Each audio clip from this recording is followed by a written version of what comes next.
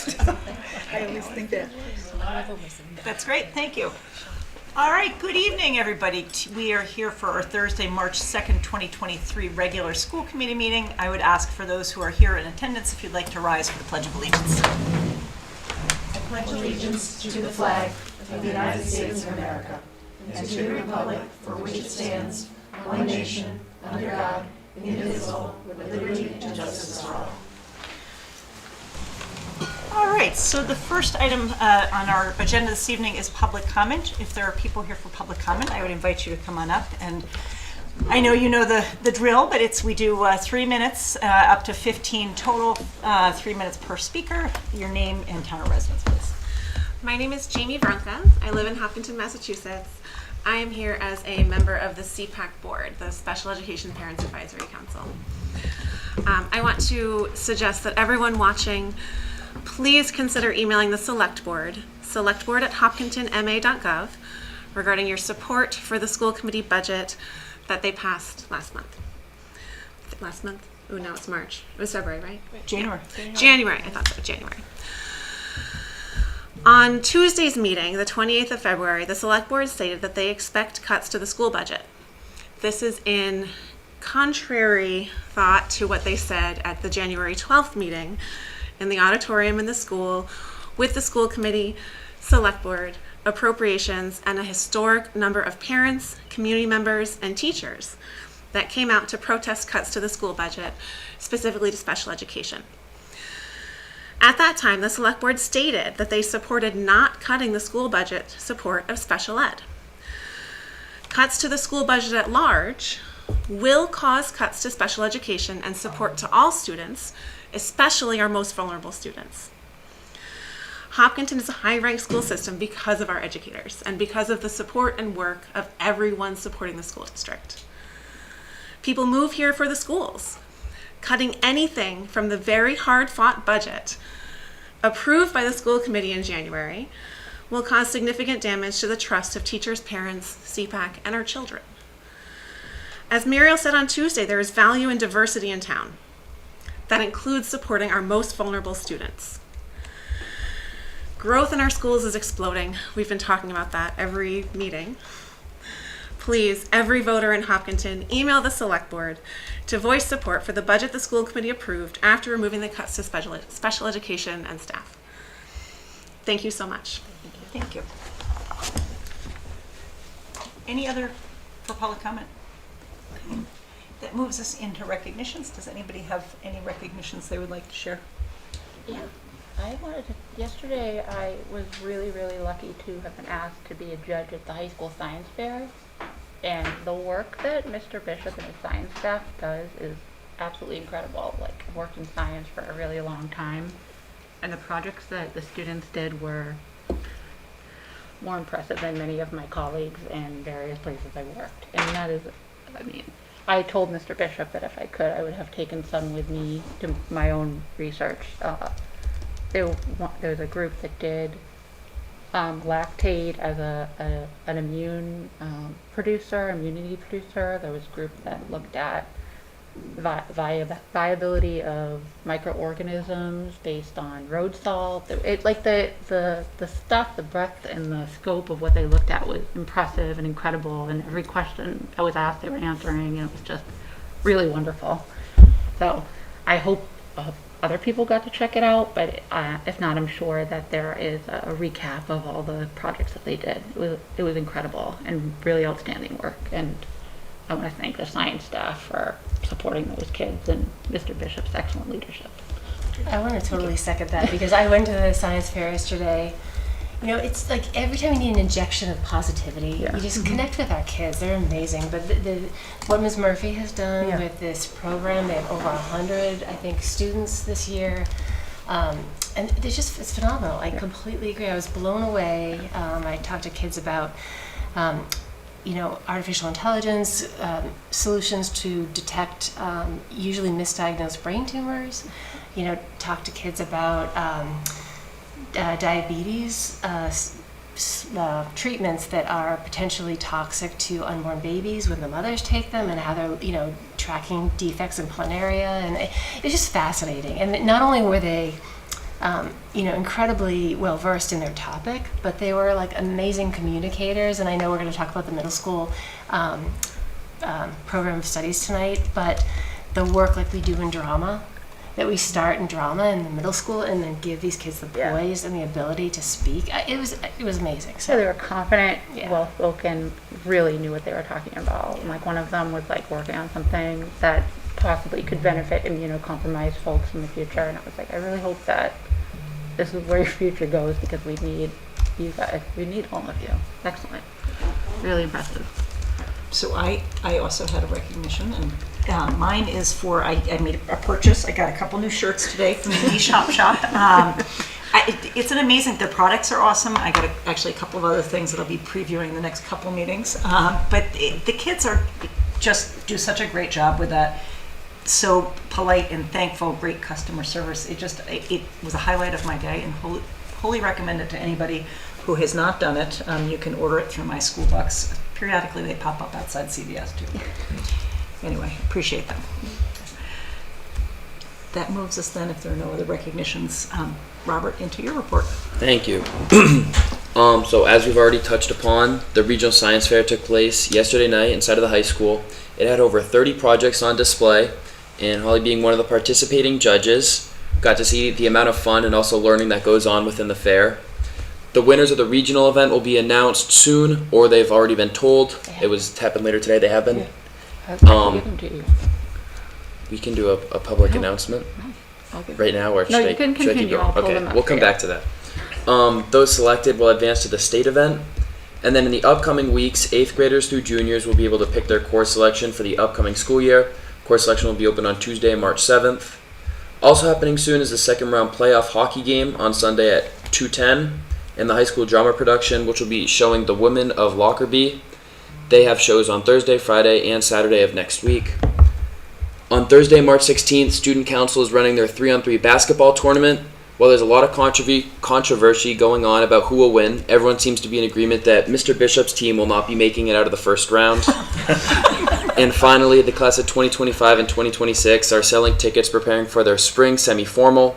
This dance is a Hollywood theme and will be held inside of the high school on March 24th.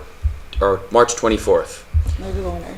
And the winner of, I feel like I should go third to first. Oh yeah, do that. Yeah. Do whatever you're gonna do.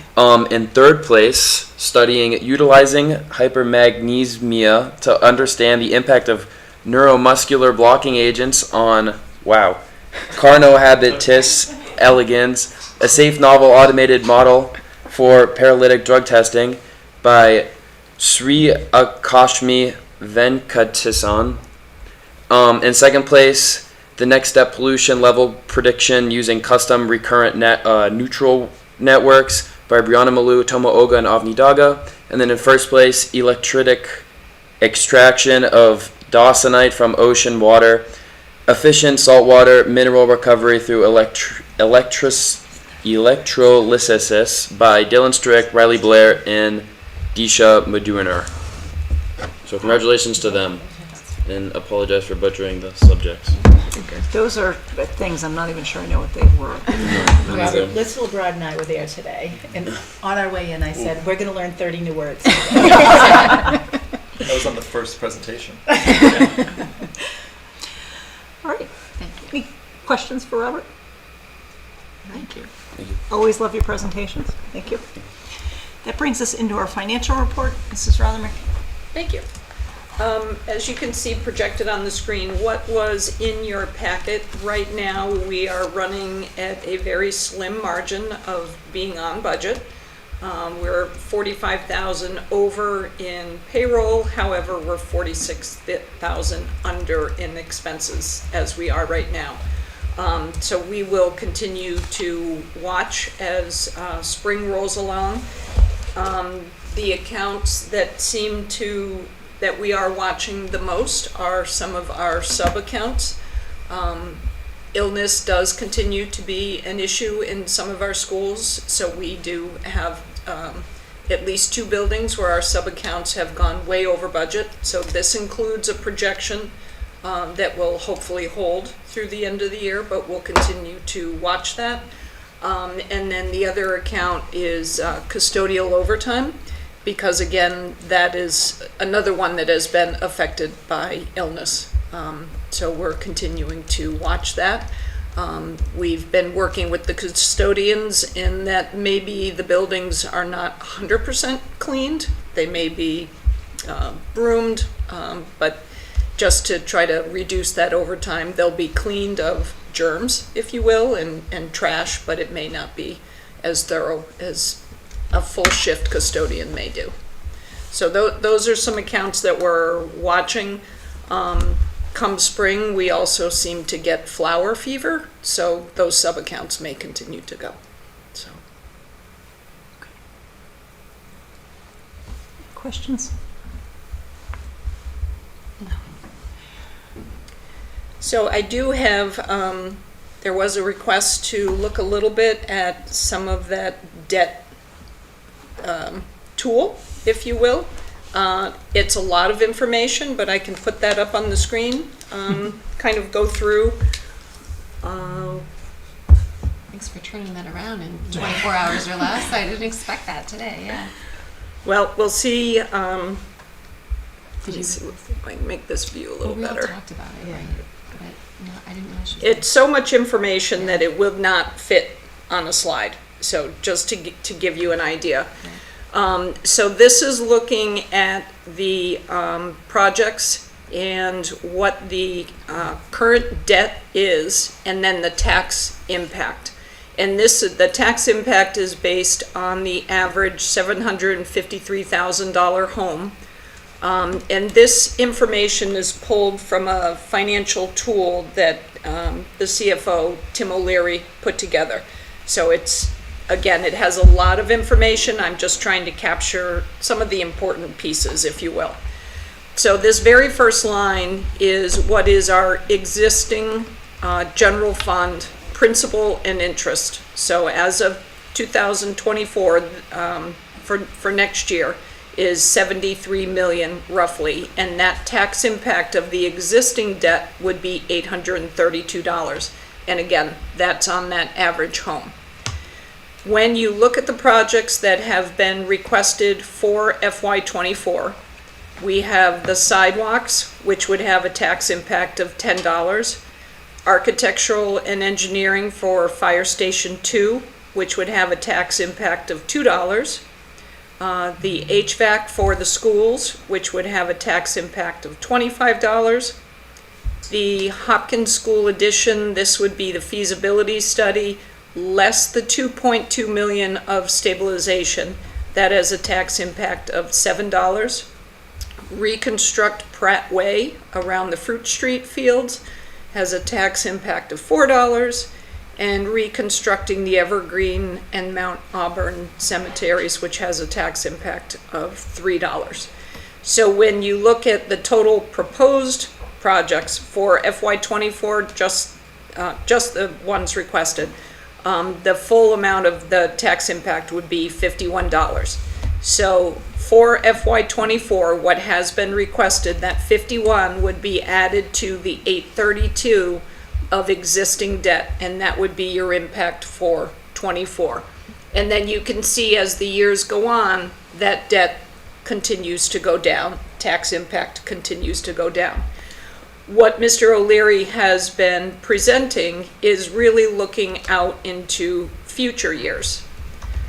And there are several projects that are out into the future years.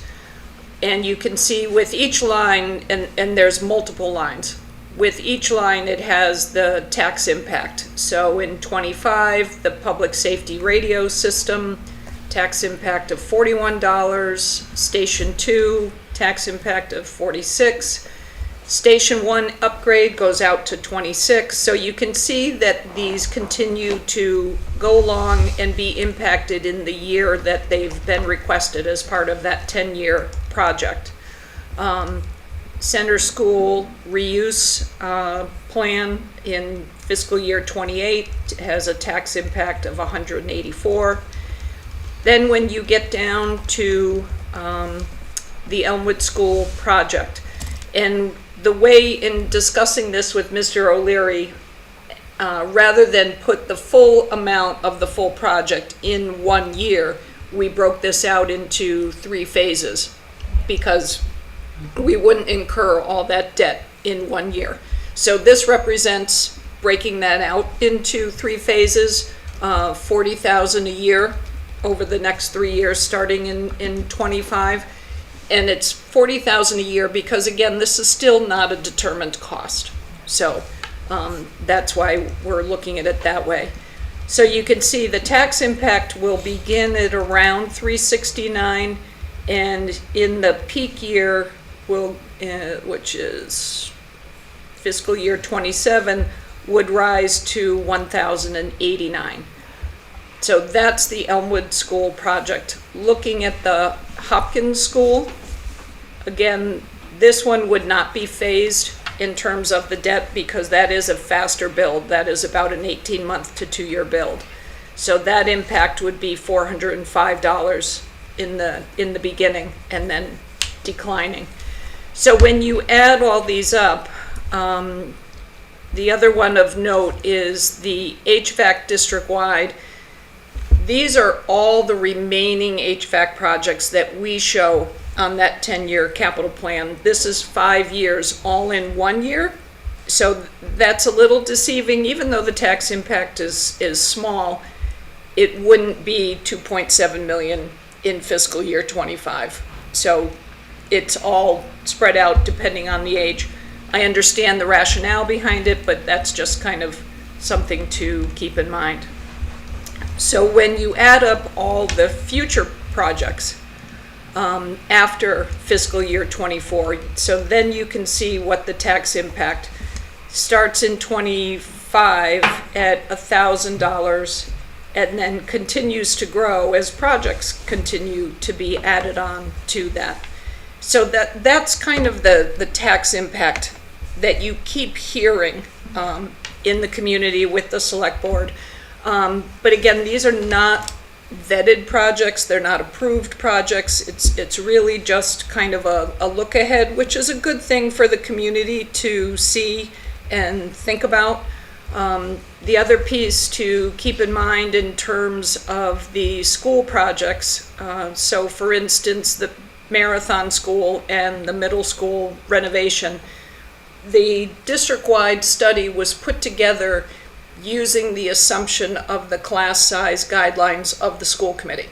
So these projects can continue to shift as you allow class sizes to increase. You know, there is that tolerance. Now, even though they go further out, there still will be that tax impact at some point. So they don't disappear unless you just decide to not do them, not do the projects. So it does become kind of future looking. Hopefully it's not something that creates a paralysis. It's supposed to be informative, but again, these projects are not vetted. They're not determined and they're not voted. But that's pretty much the summary of some of the things that you continue to hear in terms of what will happen if every project was to be passed. So this is like 100% of our project fully funded. This is what it will look like. Correct. In the future. Correct. Okay. And So- if we did them in the 5 years, this Yeah. 5 years, and This didn't is- push things out or shift the timeline This at is all. so that- excellent it to is, see yeah. because I feel like it's super clear and it's giving us, like, from my perspective, best case scenario, but this is worst case scenario for our taxpayers, right? Right, because, there are things that, again, maybe there's some grant funding for some of these things. Maybe some of these things don't happen for whatever reason. Or costs go down, Construction right? projects, Yeah. these are using estimates, future value. Yeah. And we know that right now we are at the peak, Yeah. hopefully the peak, in terms of construction costs. So, and Mr. O'Leary has said this several times, the further out you get, the more uncertainty there is. Right. So Thank you. hopefully this just gives you kind of a little peek at that summary of what you keep hearing about. Yeah. So, but it's, these will be community decisions Yeah. for the future. Thank you. So just 2 questions. The bottom line that you have highlighted right now, is that inclusive of the debt we already have, or is that just the sum of the new debt? That's just the sum of the new debt. Okay, so we'd add like the 800 Yeah. or whatever to that. Yep. Okay. So if you come down here, here is all your identified, both existing debt and new debt. Okay. And No, and what I've also added is what you have also been hearing about, which is the projected debt ceiling. Now, there are a lot of variables with that in terms of where the debt ceiling grows, and so I just chose one line. So there's variables to this as well. There is also, something that I had read, and I am not an expert on, where school projects approved by the MSBA are exempt from the debt limit. So while that tax impact is still real, that may change the conversation of debt limit a little bit. okay. So, but again, I'm not an expert on that. It's just something to also keep in mind.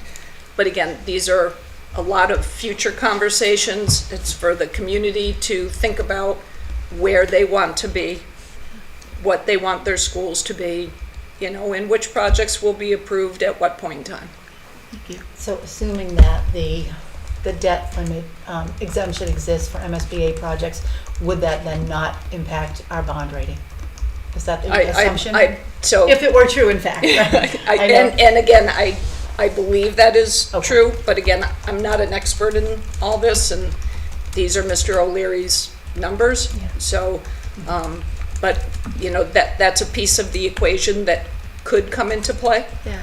It would just need further research. I wonder if the ESBC team would have like a further comment on that piece of it, right? The exemption. I think it's illegal. Oh, Like, yeah. I don't Legal. think the ESBC would have that answer. I have no idea who would have that answer, so. Yeah. So from our, for the work that we do in thinking about, as we hear concerns about, tax impact on residents and so forth, we, I think, know that our Elmwood replacement is essential. It's end of life for the building. We're also addressing a whole bunch of enrollment capacity issues. So we know, I think we've agreed that Elmwood and Hopkins are our top priorities, which is why they're happening now and appearing early. But as we look ahead, we can maybe play with things like timing, or so. Again, emphasizing this is a plan. We know where our priorities are for the immediate future because we are living that crunch right now. But there may be some flexibility in terms of where the max tax impact is from Elmwood in 27 or wherever. Maybe that influences where we do the middle school or things like that. Right. Okay, perfect. This is great. Thank you. Yeah, and the other piece to keep in mind, your Elmwood replacement, pulling in a grade is creating all that upstream room. Yes. So not only is it an end-of-life replacement, you're solving some of the issues.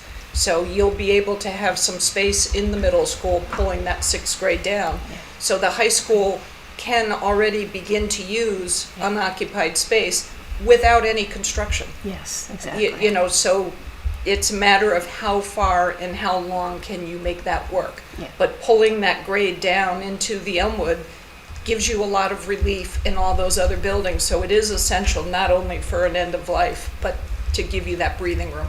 Yeah. I so appreciate, I know we're talking about the tool at Tuesday's select board meeting, but I did not expect that you would be able to turn that around this quickly, so I appreciate that very much.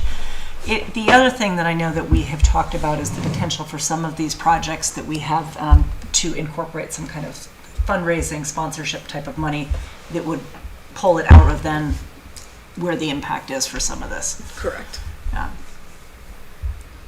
So currently, I know Ms. DeBow has spoken to the PTO to see what they can do in terms of fundraising for the marathon playground. And it's difficult because when you look at these things individually, of course, the playground is enrollment driven. The tax impact is $14. Right. So when you look at them individually, it looks simple to do. It's that cumulative impact that becomes difficult. Right. Lee has her hand Oh, I'm sorry, I can't see Leah because I'm looking at Susan. Hi, Leah. Hi. So I wanted to say first, thank you. I really appreciate this view. I think Tim and you have done an amazing job with putting this together. I mean, this is a lot more than we've had in the past, and it really helps to build empathy. What I wanted to understand is, what is the average home price when you're looking at this? 753,000 is the average home that this tax impact is based on. Okay. So even then, that's, if we're looking at 27, we're looking at about a third of someone's current tax value being added on top of their taxes. So that's definitely quite a bit. So hopefully what it'll do is it'll help us kind of build empathy for what people have to deal with, and help us to, like others have said, determine what's really key at what points. I think the Elmwood project obviously is one of our highest priorities, and it should be, and especially because I keep harping on this, but I'm terrified of this 750 high density housing thing, right? 450 children is pretty much a grade.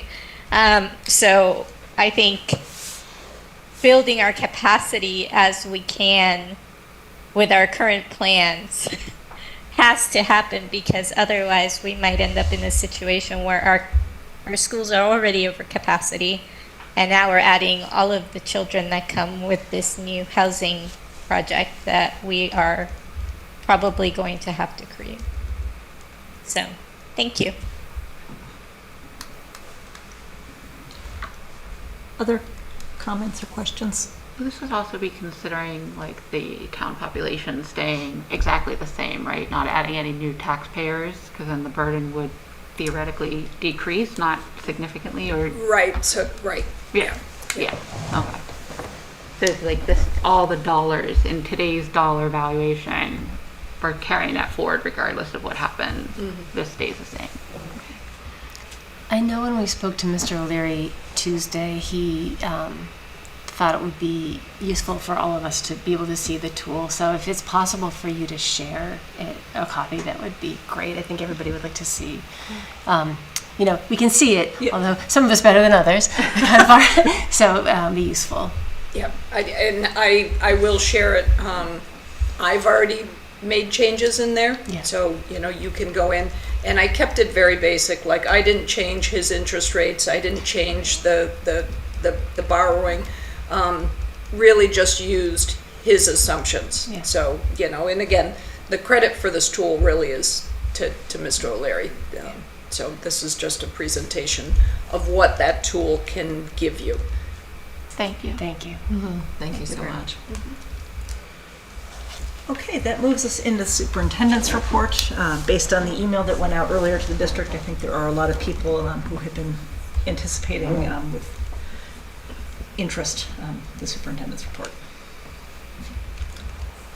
Okay.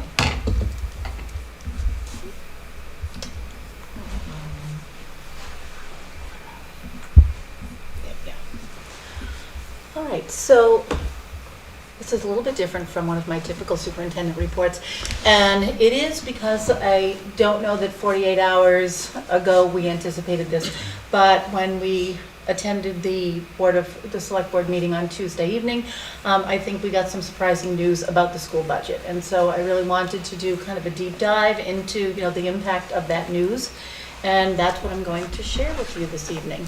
So just as a quick update, we have been working on this budget since September, in the schools publicly since November, and in January the school committee voted to support a budget that was at 8.3%. And that's an 8.3 increase over FY23. But at that time, admittedly, there was a great gap between what the town believed we could afford and the 8.3% increase. In terms of dollars and cents, it was a $1.2 million gap. And then we were sort of waiting to see what would happen with state aid. And just last week, the state aid came to all of the cities and towns across the Commonwealth.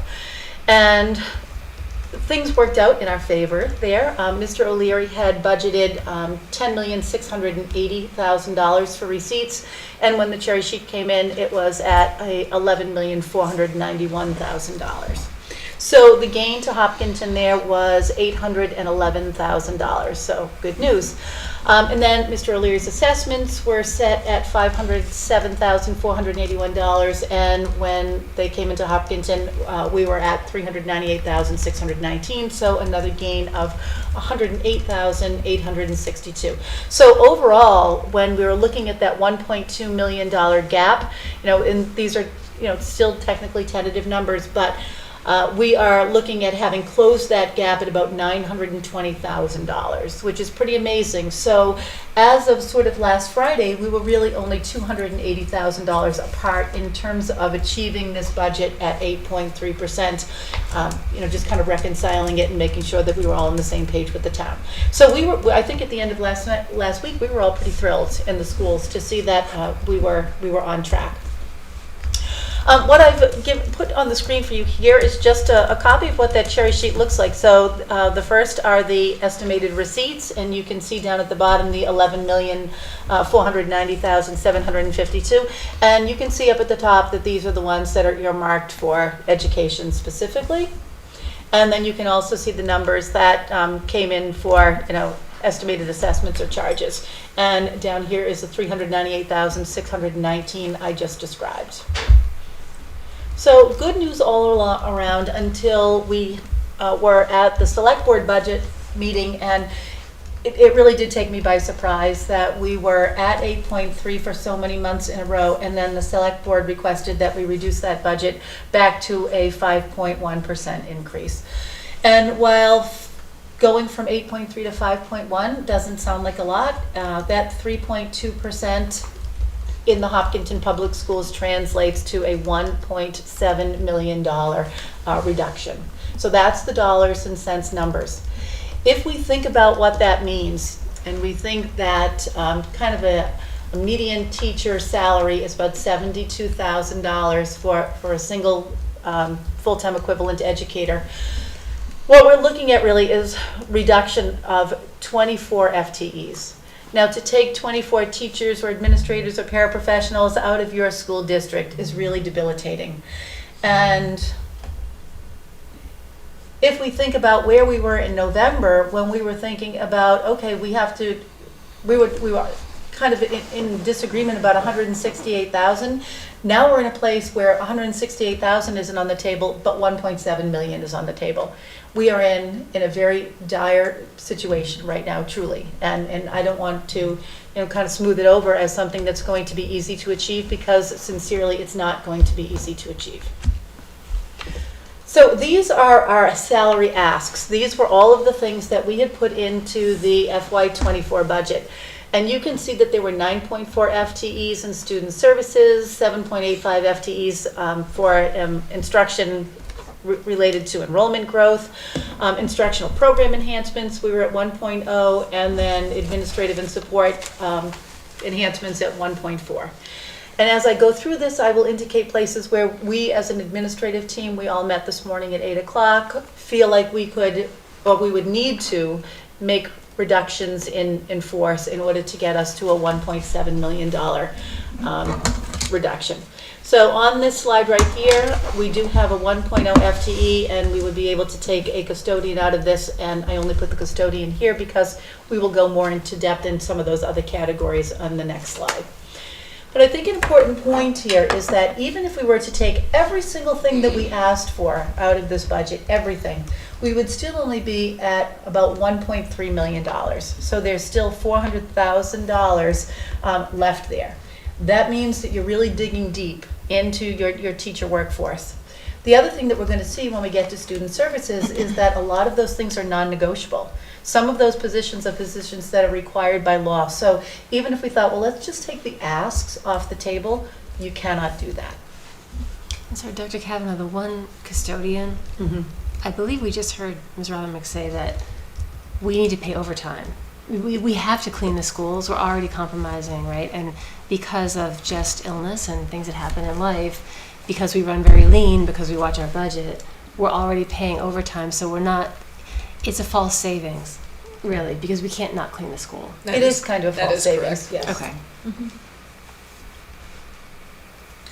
So what have we added in special education?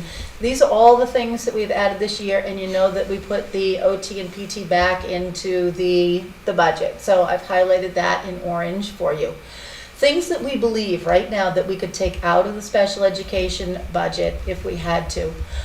We could take out the pre-K director, which is an administrative position. We could take out the 6 to 12 special education director, which again is an administrative position. And we could take out the district social worker. That's not a current ask. That's just a position that we've added a couple of years ago. But that's a position that we believe we could remove from the budget if we had to. And again, we talk a lot about student-facing positions and the value of them. And I think when you're talking about $1.7 million, I think that these are the kinds of reductions that a district has to be committed to making. All three of those are not student-facing The positions. social worker was added based on community request, correct? That was a community, that was something that this board last year, you did a listening tour 2 years ago, right? Sort And of yes and sort of no. It was something that in parallel to the conversations that we were having Right. was something that was coming, that the district was pursuing as a grant opportunity. Right. It didn't actually come. Right, but it was From this. something that you guys heard, and then you're like, this actually is something that could pose a huge benefit, like a district social worker. These are the folks that fill the gaps for kids that have really high needs, correct? What we Yes, heard, yeah, sorry. but yes, we did believe that, but it didn't come to be because we believed that it would have come to be anyway. Okay. It endorsed, what we heard endorsed, what was Exactly. already All right, happening, yeah, but I was yes. thinking like this was a community need that we saw, and so it's somebody that serves the most at-risk and vulnerable members of our school community. Yes, one of the things, and maybe you can't read the orange box from here, I'm sure people can at home, but one of the things that our social worker does is she really helps with absenteeism and dropout rates. Right. You know, one of the things that helps you with your Department of Elementary and Secondary Education ranking is, you know, whether or not you have students who are graduating in 4 years or 5 years from your high school. It's always alarming when we have kids who are on the verge of not being able to graduate because of, you know, whether it happens to be obstacles outside of school, school phobia, school avoidance, all of that, and she's really a great resource Yeah. for those things. I'm sure, yeah. All right, so at the high school, we were asking for a media specialist. That was a recommendation of the NEASC for your accreditation. And the other issue there is that we have about 200 kids in that library all the time. And so you have to have somebody in the high school library. Mr. Bishop had asked for 1.2 positions in business, technology, and engineering. We don't think we can cut all of those positions, but we might be able to reduce by about 0.6. So giving that about half. At the middle school, we had a request for 1.0 FTE in PE wellness. We imagine that entire position would be able to be eliminated, but that's going to push class sizes in physical education to 30 plus. Just so we know what we're up against there. There is the request for a 12-month guidance admin assistant. We are not advocating for removing that. At this point in time in the middle school guidance office, and I think I've probably said this many times, you know, a student will come in and a student will say, I'm having ideations of suicide. Then we'll have another student who comes in who's angry at a friend because they're wearing the same pants that day. And there's really no one in that first sort of point of entry triage, somebody who says, you need to go back to class, or somebody who will knock on a counselor's door and say, I need you to see this student immediately. So we absolutely need someone in there to orchestrate that. Right now we have 3 counselors, and if the counselors have their door closed because they're seeing students, if a student reports there's not an adult to respond to them. So we absolutely need that position. And then again, the media specialist, the plan is to have that person teaching next year. Currently, that person is working as a para, so the savings is so minimal moving them from a para to a teacher role that, again, we're advocating for a keep there. Hopkins, we added 2 grade 5 teachers. Grade 4 right now is running at 25, 26, And so if we do not add those 2 positions to grade 5, those classes will go up to 27 and 28 for next year. You can't have 27 and 28 kids in a 5th grade classroom. You just can't. So no matter what, that has to be preserved because I think we have to keep kids at the center of all we do. When you look at wellness, library, and music, those are not 1.0 FTEs. Those are the dribs and drabs that come with adding 2 classrooms. So there might be a 0.1 wellness, 0.2 library, and they're not removable because that's what allows our teachers to have preparation periods, and those are afforded them by contract. The math tutor, again, it's debatable. That's probably a $30,000 to $40,000 position, but for very little money, our kids who are, and this is probably a good time to say this. If you look at our special education numbers, the percentage of our students on IEPs in Hopkinton always runs from about 12.5% to 13.5%. You look at other districts and those numbers tend to be a little bit higher. And I think one of the reasons why our special education numbers don't creep up is because we are offering kids remedial service in math and reading in all kinds of areas, even if they're not on an IEP. So the math tutor gets us to a savings in a different way. And then Mrs. DeVoe's request for a kindergarten teacher. Right now she has some K classes at 23 and 24. When we built Marathon, we assured families that those class sizes would be 18. They have crept up over the years, and they have just because there is no room to put children in that building right now. So we are adding a K classroom.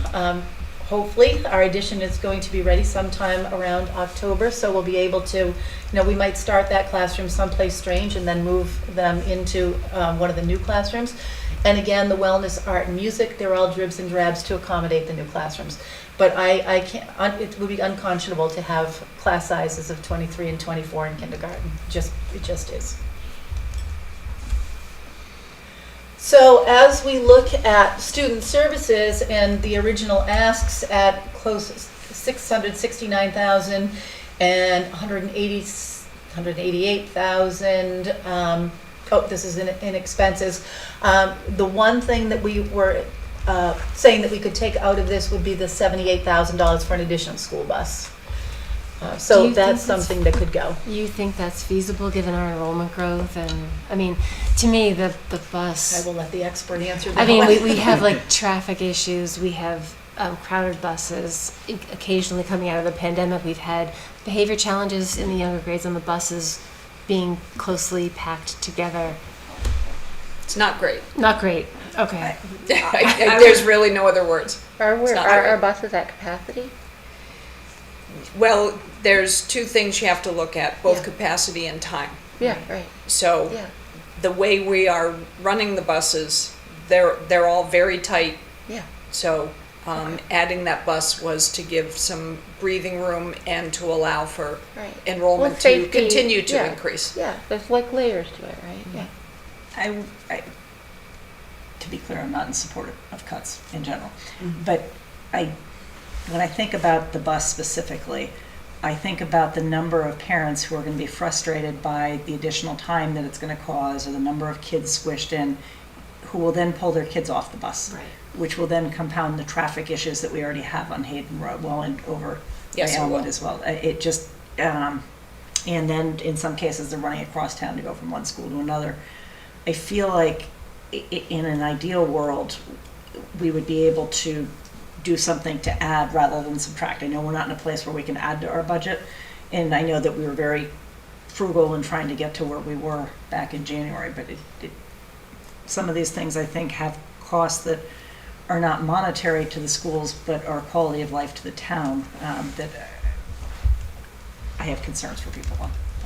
We all heard the ESBC concerns were traffic and more traffic. Right. This is addressing a piece of it, right? If you've got 31 buses that are just a little more crowded and take a little more time, and X number of kids come off of each of those buses. Well, it's a safety issue too, right? Especially for little guys. Okay. So just to illustrate, I guess the wiggle room that exists in this budget, or the lack of wiggle room that exists in this budget, you can see the green row at the top. These are the non-negotiables. This is what gives us all of our contractual obligations. It addresses inflation, and those come in at 4.5% as an increase over FY23.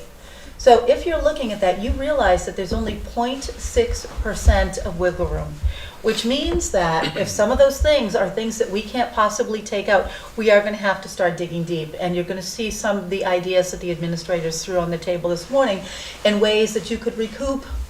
And recouping, as we said, $1.7 million is about 24 positions in a school district, which is, it's really hard to come to 24. So these are the things we talked about. One of the things we talked about was phasing out the Mandarin program. We know we have some kids in there now, so we don't want to pull the rug out from under them. But typically Mandarin classes are much smaller, and as you get older and older in the Mandarin program, the numbers really dwindle. And so if you are able to eliminate that program and disperse those kids through French and Spanish classrooms where, you know, the numbers are much higher, that will come as a savings. The pre-K director at 1 FTE, we talked about that one already, but there's an admin salary of around $100,000. Grade 6 literacy, we talked about this, and this one for me personally is a heartbreaker, but because we all know that my brand is about, you know, teaching and learning. And I think now as you go through this list, you're going to see that what we're looking at here is really just basic instructional standards. That's where we're headed with this 1.7 reduction. It's just basic instructional standards. So a few years ago, we were looking at some of our, and you know, as you look at K-5, there are tutors embedded there, and there's all kinds of resources for our kids in classrooms. But when our kids get to the middle school, we still have to think about what are you doing for kids who aren't reading at grade level, because they don't magically start reading at grade level when they get to middle school. So we were using a double block model where kids were getting 2 blocks of ELA a day. So theoretically, half of that was reading and half of that was writing. If we revert to the middle school schedule we had before this model, our kids can just get 1 period of English a day. And so that will eliminate really 1 period a day of ELA, either reading or writing, however we're looking at that, for our kids. So that would allow us to eliminate 3.0 FTE English teachers at the 6th grade level. I will tell you that I believe that that is going to be highly detrimental to our kids' ability to read and to write, and not just in English, but I think also across the disciplines in social studies and science. But it's a means to a reduction that doesn't sort of tear the rug out from under kids. It's not good, but it's viable. Leah has her hand up. Oh, I'm sorry, Leah.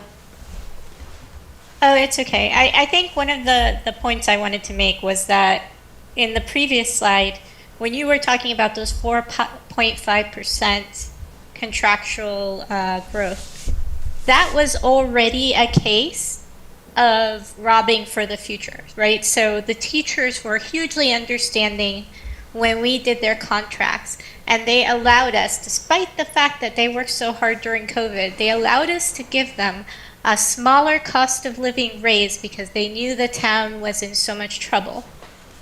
And so we added a slightly larger one this year to make up for that, right?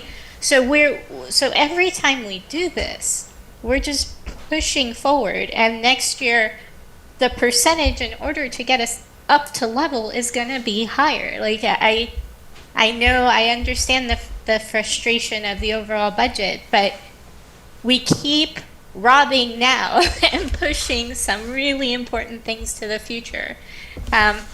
If we take away that 6 to 12 director and the pre-K director, does that mean we're now out of compliance with the law that Holly found, right? Because the 6 to 12 special education director was going to be one of the aspects of FTEs, allowing us to make up for the fact that Dr. Zaleski works with all student services. So how does that affect us in terms of just legality, right? I guess thank you so much for doing this work. I guess I'm as frustrated as everyone else having to see this, and it's heartbreaking. So those were my comments. Yeah, and thank you for that, Leah. You've reminded me to go back to the pre-K director for a moment. When we opened the Marathon School, we probably had about 50 kids in the integrated preschool, and today we have 110. And it's a special education program, so it's mandated. And what happens in pre-K is that you have a ratio of students on IEPs and typical peers. That program is going to continue to grow as your population grows. And putting in the pre-K director made great sense because it's almost like a small school. I mean, there are some elementary schools that have 200 kids and a building principal. We have a pre-K program of 110 students and a 300 plus kindergarten and 300 plus first grade. So we've got over 700 students in an elementary school with Mrs. DeVoe as the principal and Mrs. Dickerson as a 210-day assistant principal. That is very light on administration, and this was a means to taking some of the burden off of, some of the responsibility off of the principal and the assistant principal. And now that will just probably fall back to Mrs. DeVoe and the team chair in that building. So, off to ESOL. We have an ESOL teacher who is retiring, and so there's the notion that we might be able to reduce a one FTE ESOL teacher just through attrition. And that will expand the caseloads of the ESOL teachers, but it's a way to eliminate a position without eliminating a person right now. Instrumental music, 1 FTE savings. We talked about middle school sports and freshman sports. We don't have a price tag on that right now. But if you look at the TVL, we have more sports teams than anyone else, probably by 10 or 12. And so, you know, we have been a district that has enjoyed really excellent programs, but maybe we're a district that can't afford all of those programs anymore. Tech integration specialists, we currently have only 2 of them, and there are 2 on the reduction list there. Again, they're not student-facing positions, and I think one of the things that happened through the pandemic is that our teachers became incredible experts in the use of technology, as did our kids. So, you know, there's a place that we might be able to make a reduction. The 6 to 12 special education director, I know that Leah just talked to that one. The elementary school, we were thinking about A, paraprofessionals, because if we think about B's and C's, they are required, you know, because of students' IEPs, A, paraprofessionals are not. So how many we could remove and what the price tag is, we don't really know. The school bus is there at $78,000. We talked about a school guidance counselor. That would be probably a 6 to 12 guidance counselor. Social worker, we've talked about the custodian, we've talked about the BTE, we've talked about the reduction in wellness at the middle school, we've talked about. We talked about a reduction in fine arts, maybe at the high school, if we could eliminate 0.4 FTE there. Campus aid at the high school, and that would just restore teachers to doing more duties in that building. And then the last one, and this one is a big dollar item, but I think, again, that I've never heard of a high school without some kind of a curricular infrastructure. But if you eliminated the SML positions, they teach 0.4, they are free 0.6 to do things like evaluations, write curriculum, that kind of stuff, or I should say observations, not evaluations. So if you have 10 of them, just to have easy math, and you brought back 0.6, it's really like getting 6 teachers back. And so if Nancy is the SML and she can teach an additional 0.6 and I'm a new teacher, you can reduce me by 0.6 because she's now taking 0.6 of my teaching responsibilities. And then the other issue with the SMLs is that they also receive a stipend. So that all by itself right there could be, I don't know, a $500,000 ticket. Just on that, does that mean that either the vice principal or the principal would then be doing observations? And would that change? It seems like that job has to go somewhere. Some of the curriculum stuff we would probably limp along without, but in terms of the management of staff and careers and... Right now, the sole responsibility for evaluations falls to Mr. Bishop, Mr. Pominville, and Ms. Tice. The SMLs do go into classrooms and do what we call observations, but they pretty much do like just data-driven, this is what I saw when I went in. That is super helpful to have them doing that kind of work, for sure. But the other things that they do is when they go in, they coach beginning teachers, they do a lot of work. One of the things that when I got to Hopkinton I was most impressed by is that in so many high schools, an English teacher, Nancy and I are both English teachers, and we're both teaching grade 10. We may both be teaching the same text, but very, very differently and with very different assessments. What Mr. Bishop has done over time is set up something called course partners. So we all sort of have to be on the same page. We have common assessments. I've actually never seen such a guaranteed and viable curriculum in a high school in my experience, and I've worked in a few different districts. It's one of the hallmarks of our school district, the way we have a guaranteed and viable curriculum in that high school.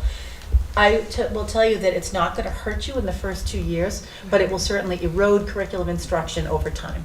That's for sure. So I know I show you this all the time, but I think that it speaks to our need. And when you take a look at this chart, Arthur Wagman told us that at the end of 22-23, we should have 4,078 kids. Today we have 4,202. So right now we are running 124 students ahead of where we were projected to be in June of 2023. We are running 40 students ahead of where we were projected to be in June of 2024. So when people say that the enrollment has slowed or maybe the enrollment is going to stop, that narrative is not supported by data. We just have to be very clear about that.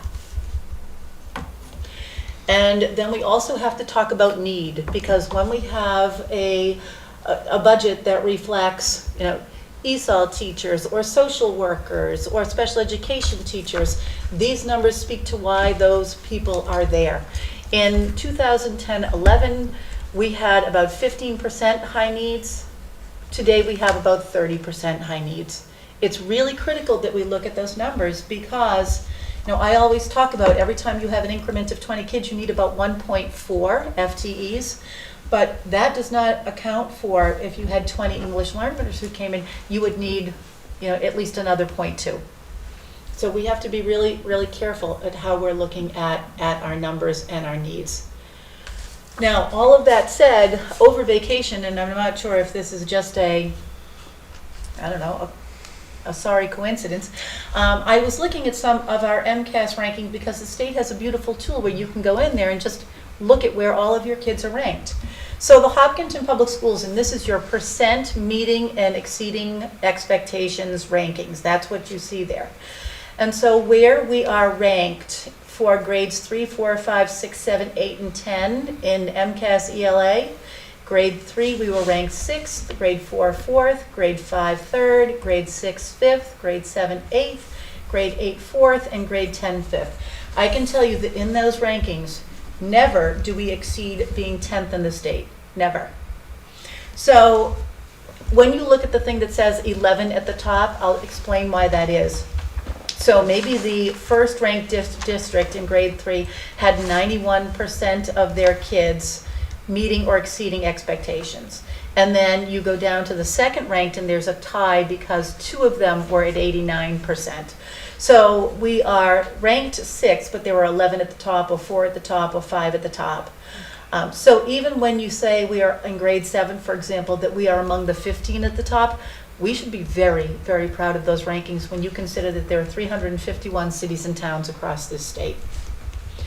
Same thing, you see that in math, 9th, 7th, 5th, 7th, 8th, 3rd, and 7th in all of those grade levels. If we go to science, we are 8th, and 10th. Again, something to be super proud of. And those rankings are tricky because kids are only taking those tests every 3 years, so you never actually get good growth scores there either. But you can see that we are really maintaining good scores in science, and it's something that I know our teachers and our building administrators and central office, we are all super proud of what our kids are doing. So I show you this all the time as well, and there's a particular coincidence here. These are the 2020 per pupil expenditures. And again, we tell you that these cities and towns have either been chosen because they're people that we are like or aspiring to be like, or they're aspiring to be like us, or they're people who have a contiguous border with us, or they are people who Jesse would call DART neighbors because they are very similar in enrollment in other statistics. So that's how they got on this list.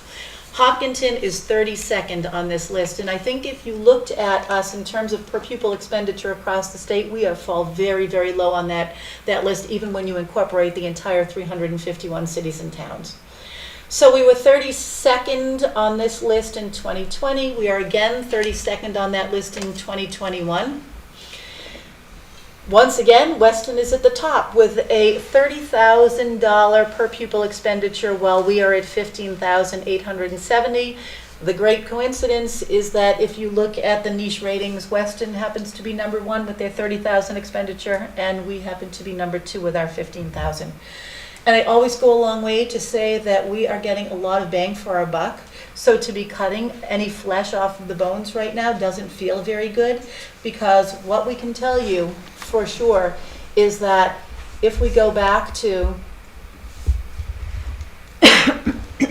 that slide right there and we start to think about making those kinds of reductions, what you see at the end of this, those kinds of rankings, and our ranking of second in the state, they just won't sustain.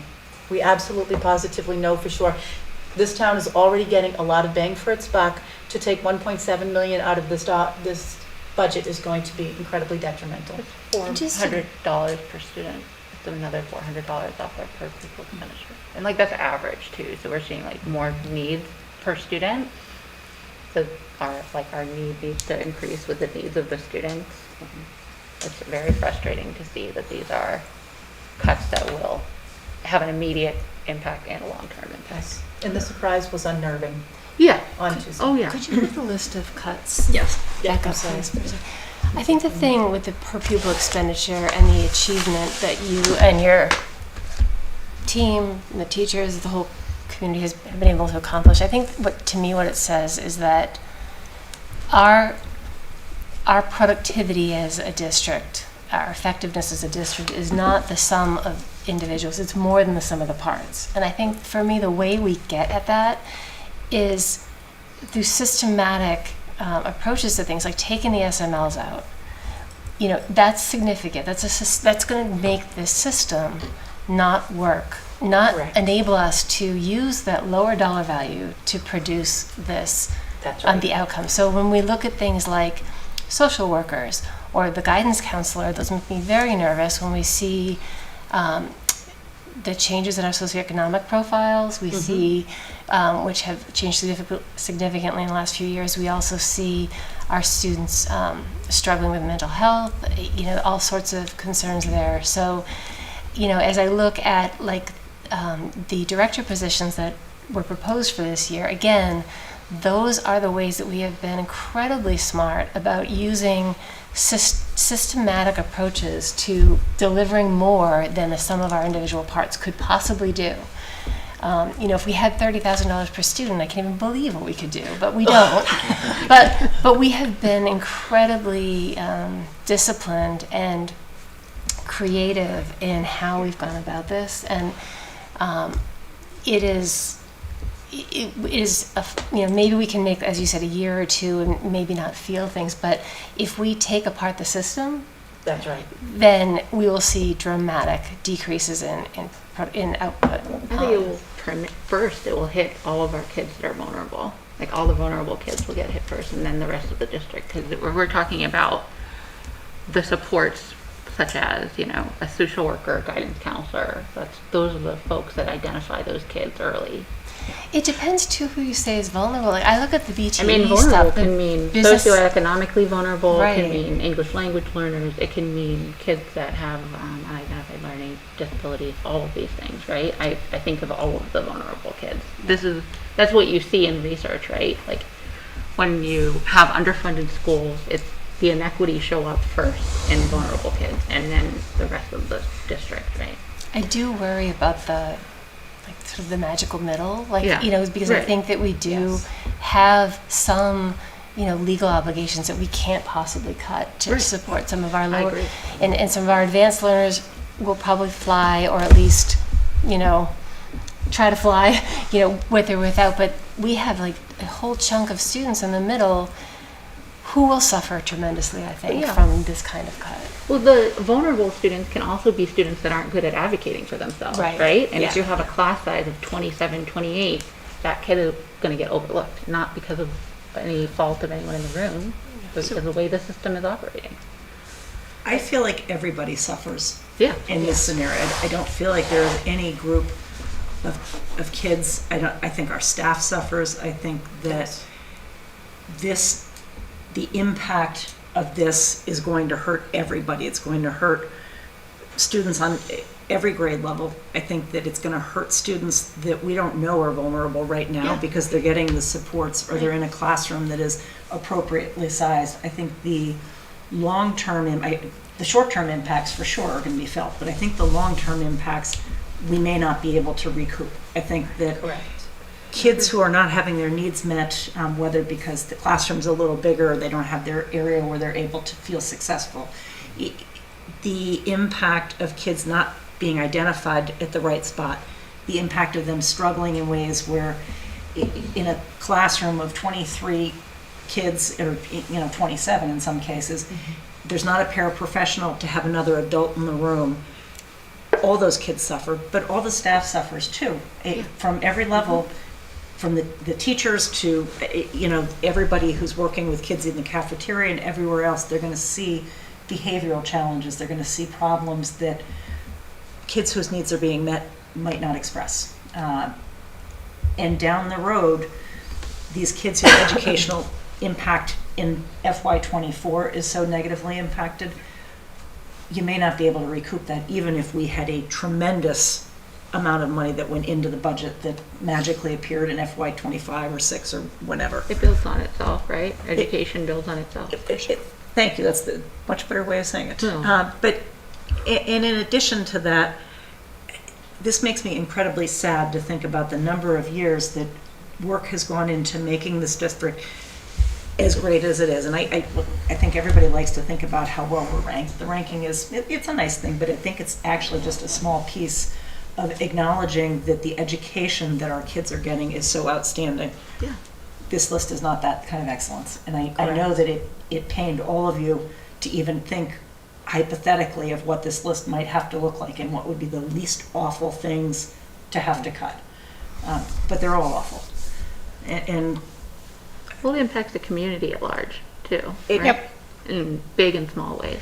And it will all go into the community. Everybody in the town will feel it. Leah, I see your hand up. Actually, truth be told, Amanda saw it. Well, so I wanted to echo what you said. One of the things I constantly say is, unlike in a business where you can do a 5-year projection and, nothing much changes for the people within the company for 5 years and everyone's pretty static, every year in a child's life makes a huge difference. It's something you remember. You can be 55, 60, 70, and you still remember a high school year that went bad. It affects you tremendously down the line. And I think it's once again, for years, people have been saying, why does the school keep coming back with these surprises of like extra money they suddenly need, or et cetera, et cetera, et cetera. And we're seeing it right now. This is why. Because we try to plan, and then we're told, no, even if this is the bare budget thing that you need in order to function correctly, no, you cannot have that, right? So then, middle of next year, when suddenly we have a bunch more kids, and suddenly we do need, for sure, this one particular person that we originally had in the budget, now we have to think about where to take that money from, and maybe even have special town meetings to beg for money to be able to do something. We are in a very tight situation that puts us in danger of looking to the town Like, we haven't planned ahead, because next year every single one of these positions suddenly becomes urgent because we didn't get them this year when they were needed, but maybe it wouldn't kill us to have it. Now suddenly next year, yes, it would absolutely kill everything well, not everything, I'm exaggerating, but kill many things in the educational plan if we don't have them suddenly, right? So we just push our needs out and out and out and out, and we never manage to catch up, like Nancy said. I think this is not necessarily the right way to go about budgeting for a school.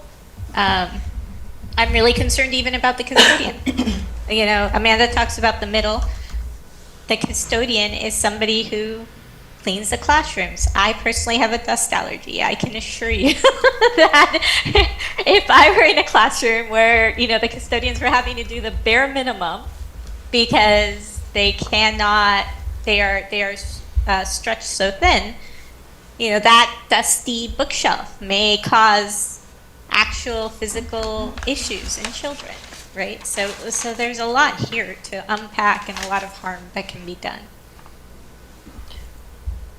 I have a couple comments. The first is how you felt as though this was an unexpected. I agree, and when we were sitting in the audience at the select board meeting the other evening, and it was mentioned that they wanted to make an adjustment to the percentage, I turned around and looked at my colleagues and I said, can someone remind me, I don't have it committed to memory, what is the contractual obligation percentage that we are, stuck with? Stuck with isn't the right choice of words, but I mean it is. This is what we need to keep in our budget. So at that moment, I did feel like we weren't met, there wasn't a point where we could get up and comment, and probably it's good that I didn't have an opportunity to get up and comment. I needed time to digest. But on the drive home, I felt as though the select board had just said, you need to cut teachers or you need to cut transportation. Those are the two things that you need to cut. And the number was, and perhaps an argument can be made against this, but in my opinion, was arbitrary. There wasn't a number coming into the meeting. The number was decided in the moment. We started with this, they came at this. Why don't we say now the number's going to be this? And so again, that piece just made me feel like this was a in the moment decision. There hadn't been forethought about it. Everything that we've done since October has led up to the point where we approved the budget that we approved, and I will not approve another budget. So if it comes before us again, with tremendous respect for the fact that you went in at 8 o'clock in the morning and met with the administrators and said, what can we do? I mean, you spent hours brainstorming, and I'm sure it was a painful experience. The budget that we voted in January is the budget that I will stand by, and I will not approve an updated budget. So this page right here, I am not interested in being a part of any of that.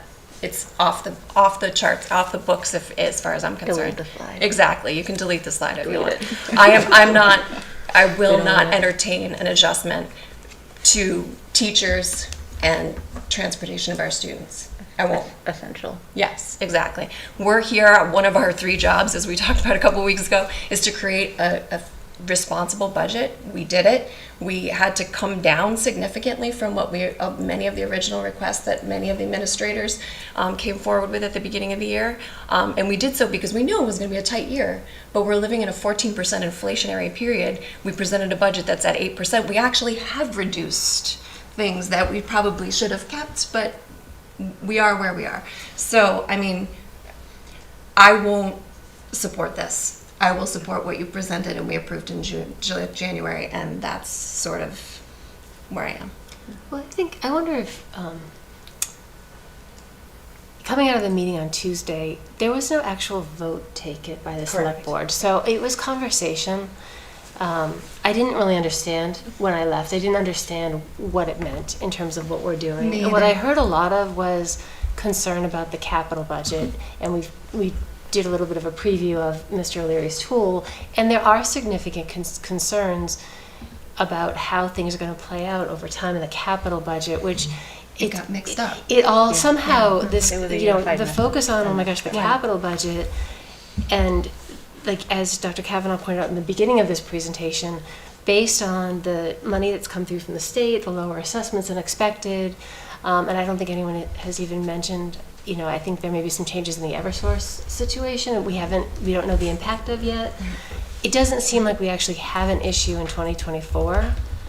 So I'm very, as one school committee member, I'm very confused about where we are at this point. I agree 100% with what you said, because I also I just don't see how this can work for the district. No, and I hope the town, as Jamie mentioned earlier in the meeting with her comment, I mean, the town rallied around the possibility of losing 1.2 positions. Right. We need the town to rally around the possibility of losing, how many are these again? 20 something, 24, 27? We had to get to close to 24. Yeah, we need the town to rally around that. I mean, if we have to eliminate a bus to save $78,000, this is not ideal, and people will complain about it. But I was going to say, there's 50 cents from our tax bill. Like, okay, I'll do it, but I will not eliminate a single teacher in my. Well, I think the bus problem, that's going to create a whole other issues, right? Right. Like if we the bus, the 78,000 is like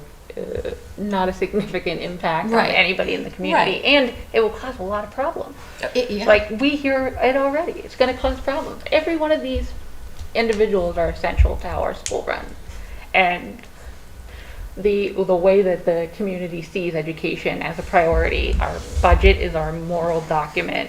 We prioritize education because we know what it means to everybody in this community. People come here for education.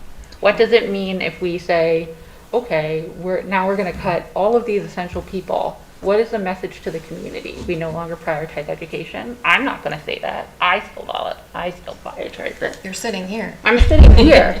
You're Right. like the four of us and Leah, robot Leah. She also this is what we did. We had joint meetings. We had repeated joint meetings, and we heard positive feedback on our budget. Right. Positive feedback. This looks great. These are essential items. They all are essential. That's why I felt like it was an in-the-moment decision. You know what we can do? We can tell the school to cut $1 million. No, we can't. So, a couple things I want to touch on. That, like Amanda said, this was not something that was voted by the select Right. board. I did reach out to the select board chair, Amy Ritterbush, and I had a conversation with her this afternoon. A couple things that different people have said.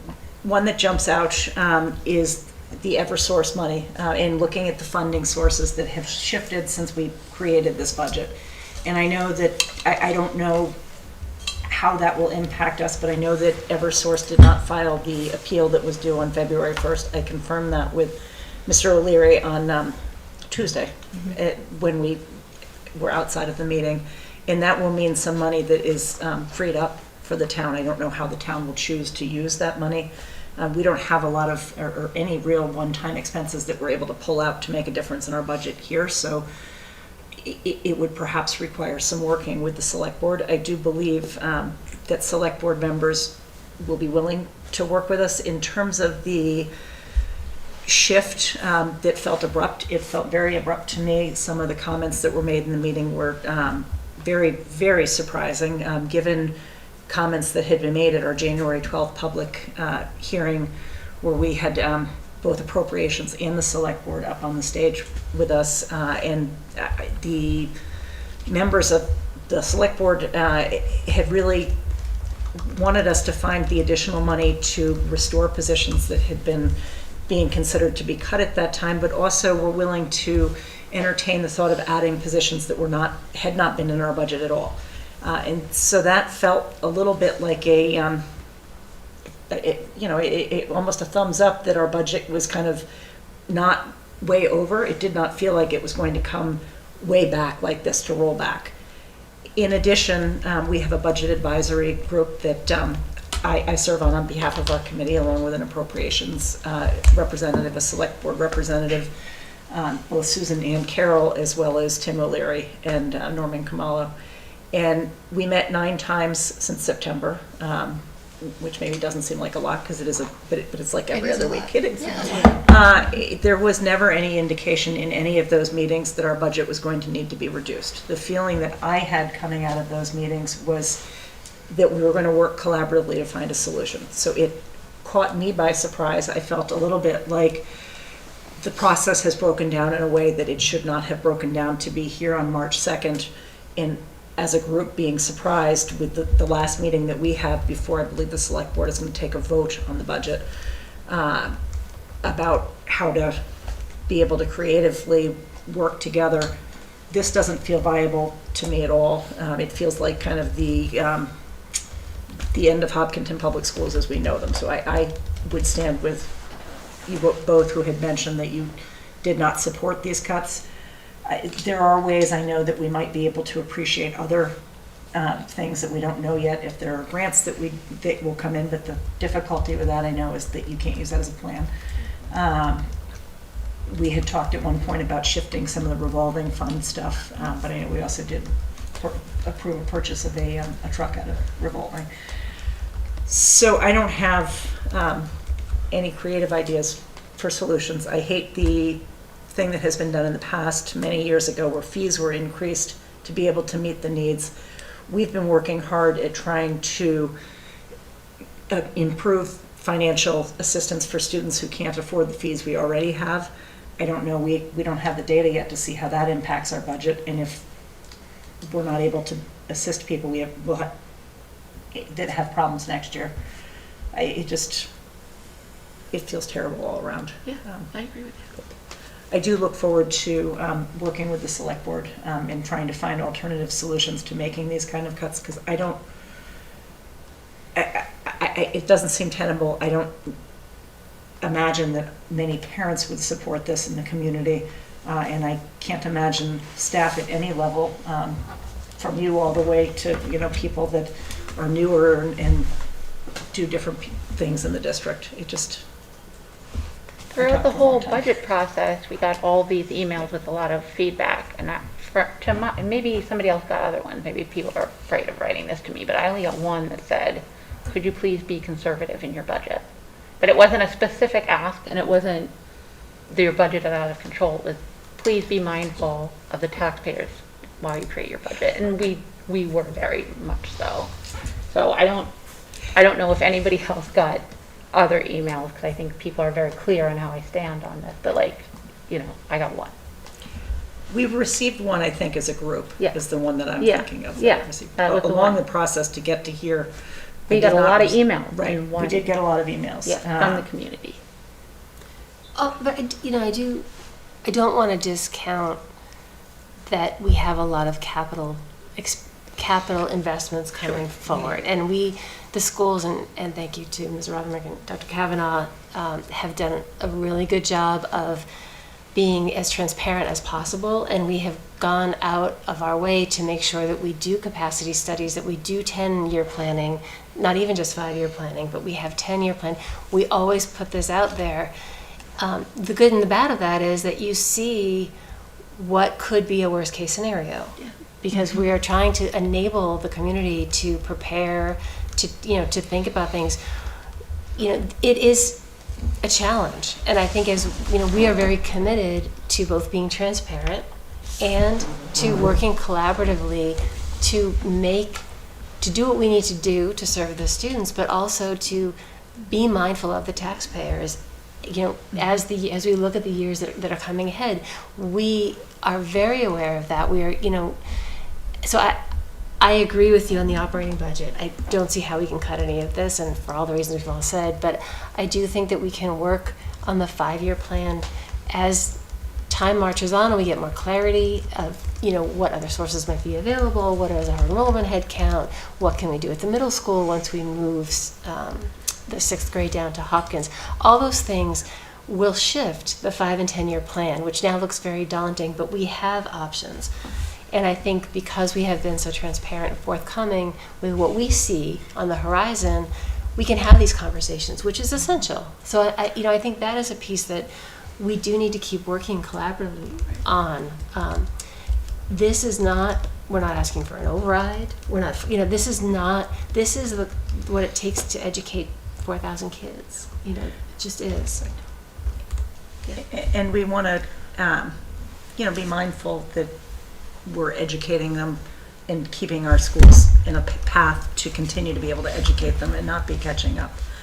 And this is certainly outside of the purview of the school committee, but I am going to say it anyway. Some of the things that we hear out of the meetings that we've been to is the increase in contributions that the town would like to make to the stabilization fund.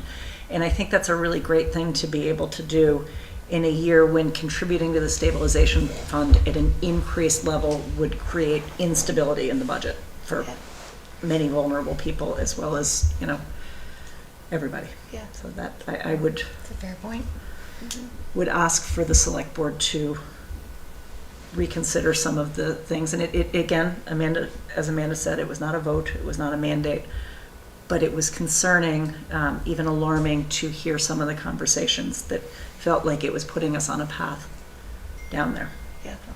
And timeline-wise, the select board votes on the 14th. On the 14th. So the other piece that I am going to reach out to some of our partners on is I believe we're scheduled to discuss our budget with the Appropriations Committee on the 13th. I don't see how we can do that ahead of settling this and knowing what budget we're actually discussing with appropriations. Can you explain the impact of this select? Please, yes. Do a working session next week, or Do you want to come up here so people can hear? Okay, you don't have to. It's okay. To do a working section. or a joint meeting next week? That would be great. I don't So, know about my colleagues though. okay. So. I definitely think that we could make time to do that. I think that would be very much appreciated to be able to do a working session together. I know in years past when we've had difficulties with the budget not being balanced in a way that feels good and comfortable to the town, we have brought big groups of people together to work and hammer it out and find a way that it can be working forward. And it's, to the select board's credit, they are looking out for taxpayers. I think we are trying to be fiscally responsible, trying to combine two words at once. I almost did. But also really need to protect the interest of our kids and to advocate for our students and our staff and whatnot. And I agree, the buildings and the capital projects that we have are a totally different ball of wax that we need to discuss. And in fact, we did come together on Tuesday ahead of the select board meeting to discuss that there would be some ability to work with the town in their ability to afford different projects as we go through them. So, could you just speak to the budget, the implication of the select board vote? If hypothetically the select board voted a budget that was at a 5.1% increase, does that mean that is the budget that goes to town meeting? Yes. And so that means that we either go to town meeting and present, if the five of us can't refuse to vote anything, we just can't find the money. It would require debate at town meeting. How does that work? I'm not an expert on that, but the select board's budget is the budget. Is the budget. I believe amendments can be offered on the floor of town meeting to any. To pull things Yes. Including budget. And then, so it could make for a lengthy town meeting. 4 days instead of 3 days. I mean, 10 days. Yeah. There's Thank always you. a lady Fair that enough. comes with like a tent and a sleeping bag, so I will hang out with that lady. She's a smart one. Yeah, she is. Does anybody else have any comments on Dr. Kavanaugh's report? Okay, I'm just going to peek over at Leah, make sure that I'm not She done. doesn't look like I mean, I don't have a comment I specifically so much as I would say, don't do any more work on this. Right. Okay. I mean, Tell me twice. pause, because until we have a working group session or Yes. until your group meets, I don't think it's worth channeling any of your energy into this at this point, Yeah. in my opinion. Right, And I don't agreed, want to speak for 100%. yeah. Well, yeah, yeah. And I'll just speak personally, like over the last 48 hours, I've channeled a lot of energy. Yes, I imagine. So, and the other thing I Yes. think is, my brand as a superintendent is really a curriculum instruction superintendent. You know, there are many who are involved in superintendent agencies across the state, or they're big finance people, whatever, but I've long been a curriculum instruction person. So when it came time to think about removing 24 FTEs and thinking about class size and quality of instruction, this has been really difficult for me, so thank you. I know, and we spoke early Wednesday morning after, Yeah. and again late Wednesday night, just about how hard this has been, and how much this. For the entire admin team, this hasn't been easy. Right. Yeah. And the teachers. I And mean, the the teachers. teachers are well aware of this. Yes.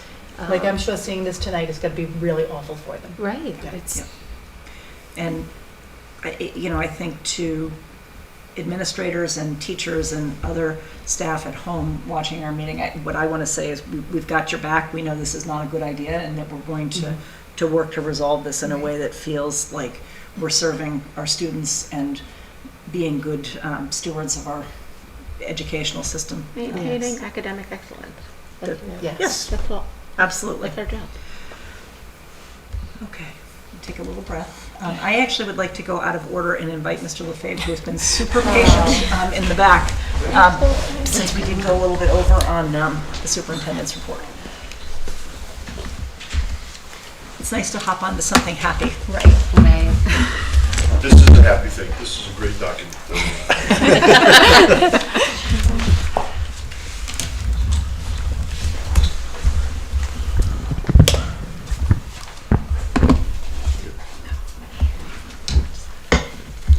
So good evening, I'm Matt Lefebvre. I'm very proud to be the principal at Hopkinton Middle School. I'm here to present the program of studies for next school year. Before we talk about some of the details in the document, I do want to take a minute to thank the exceptional staff at Hopkinton Middle School, whose thoughts, creativity, and desire to bring the very best learning they possibly can to the students at HMS has guided the creation of this document. So thank you to the staff for that. I'd also like to thank our CTLs, our content teacher leaders, our ELA director, and our admin assistant, Mr. Tommy, for compiling all those thoughts into a document in which we can all take great pride. We're offering great courses, essentially just some slight tweaks and revisions to most of the courses, but this is an excellent program of studies, and I'm proud to present it. So I'd be happy to go through one by one if you'd like. There's a new greeting, which is just a quick letter from me at the front, so we can skip over that. Although I did like it. Thank you very much. Thank you very much. I worked in the phrase that's on the front sign of that school. I love that.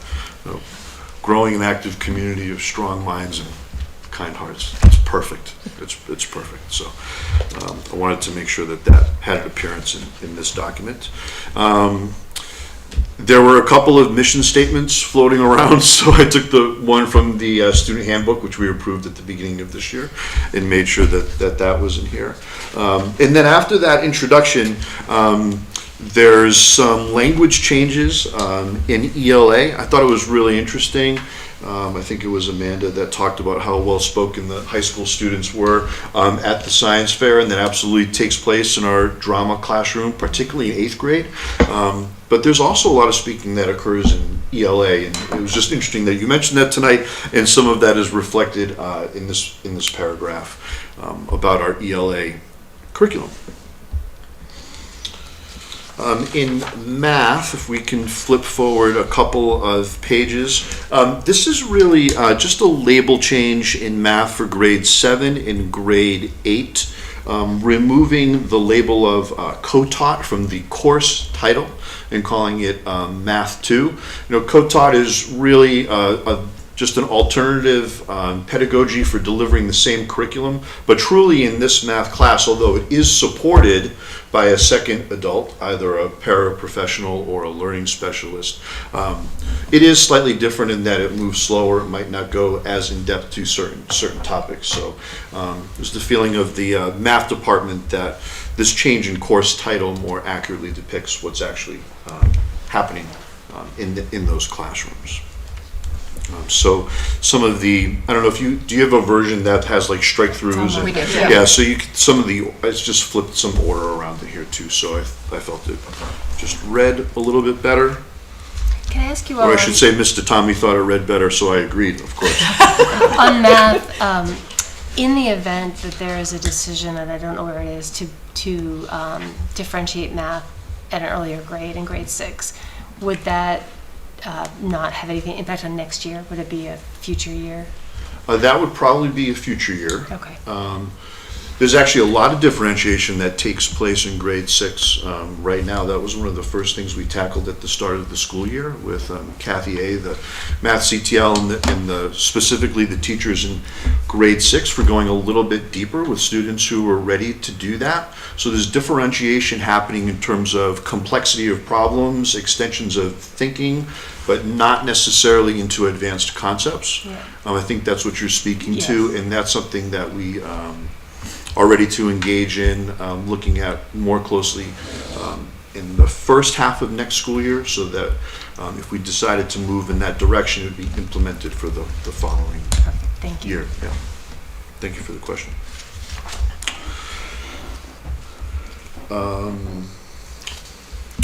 Language change in social studies. In my document, this is actually page 14. It talks about throughout the year students exploring different principles of American democracy. That's language change.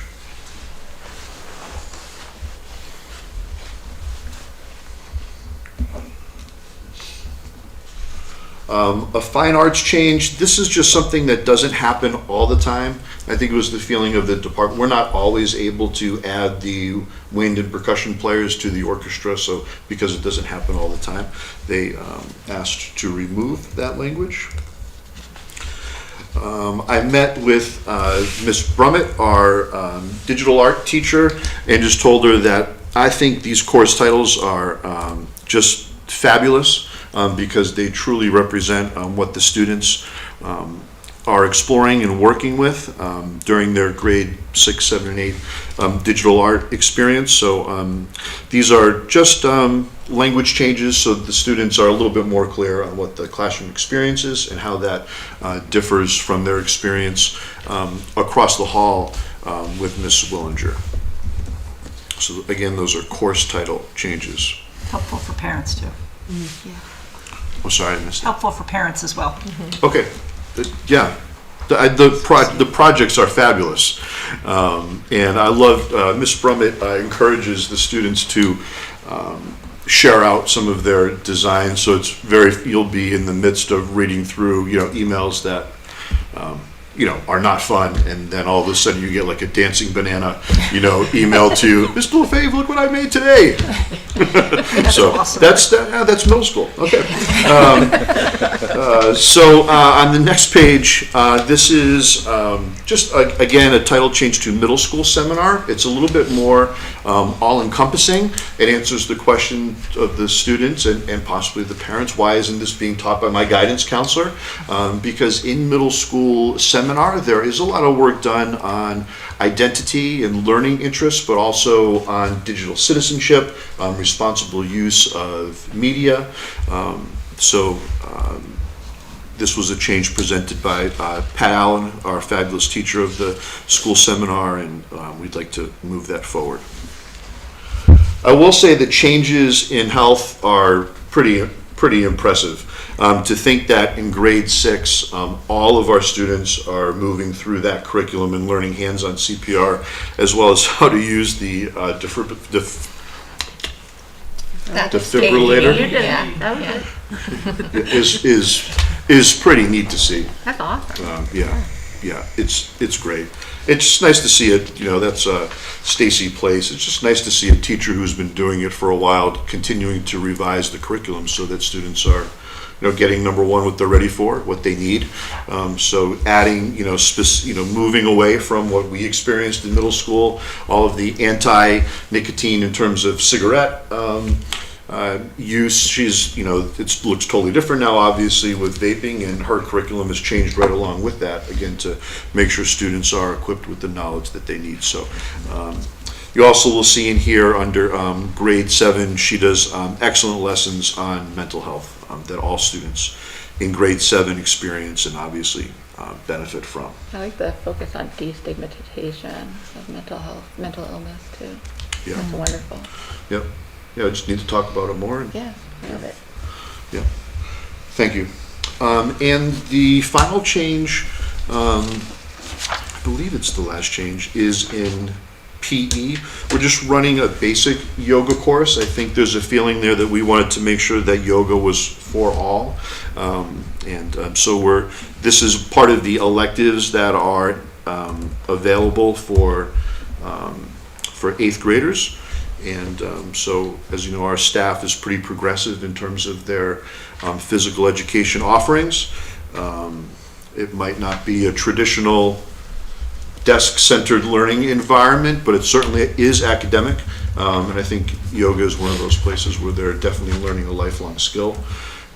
So if you want to see some exceptional teaching, Deb Pinto, John Parker, and Kristen Santos they're phenomenal, and the yoga instruction goes right in line with that. So we're still offering yoga, just not that specific offering for yoga for athletes.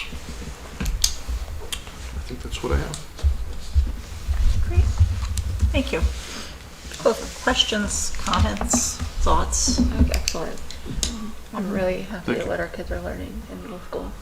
And I like the adjustments too that you made. It's Great. really mindfully made adjustments, which is Again, I didn't make them. The staff Okay. made them, You but I was encourage your pleased to read staff, them. right? Yes, exactly. But The you were a teachers are leader. awesome. You led them, right? Give yourself a credit. He's like, cut, Yeah. No, but it is great. Thank you. Thank you. I always like to look at the entire journey, from elementary through graduation. We hear a lot, we see a lot when kids get into high school. So much of their talents are on exhibition. They're doing, science fair, or they're, regional accolades for music or whatever. But this is such an important set of 3 years, and so many of the things that you have in this program are real building blocks for these kids, going forward. And whether it's the engineering classes that those kids then go into, the technology programs at the high school, or the music. It's just, there's so much in here that, might seem, oh, that's fun to learn. It's essential to learn. These are essential building blocks. Even if you don't become an engineer, by trade, being exposed, having every student go through the process of learning how to design, how to think like an engineer, how to, how to fail in some of those classes, design and try to build them and fail, and all those really essential pieces that just so subtly get woven into your coursework here. It's critical, and thank you. I think it looks great. Thank you.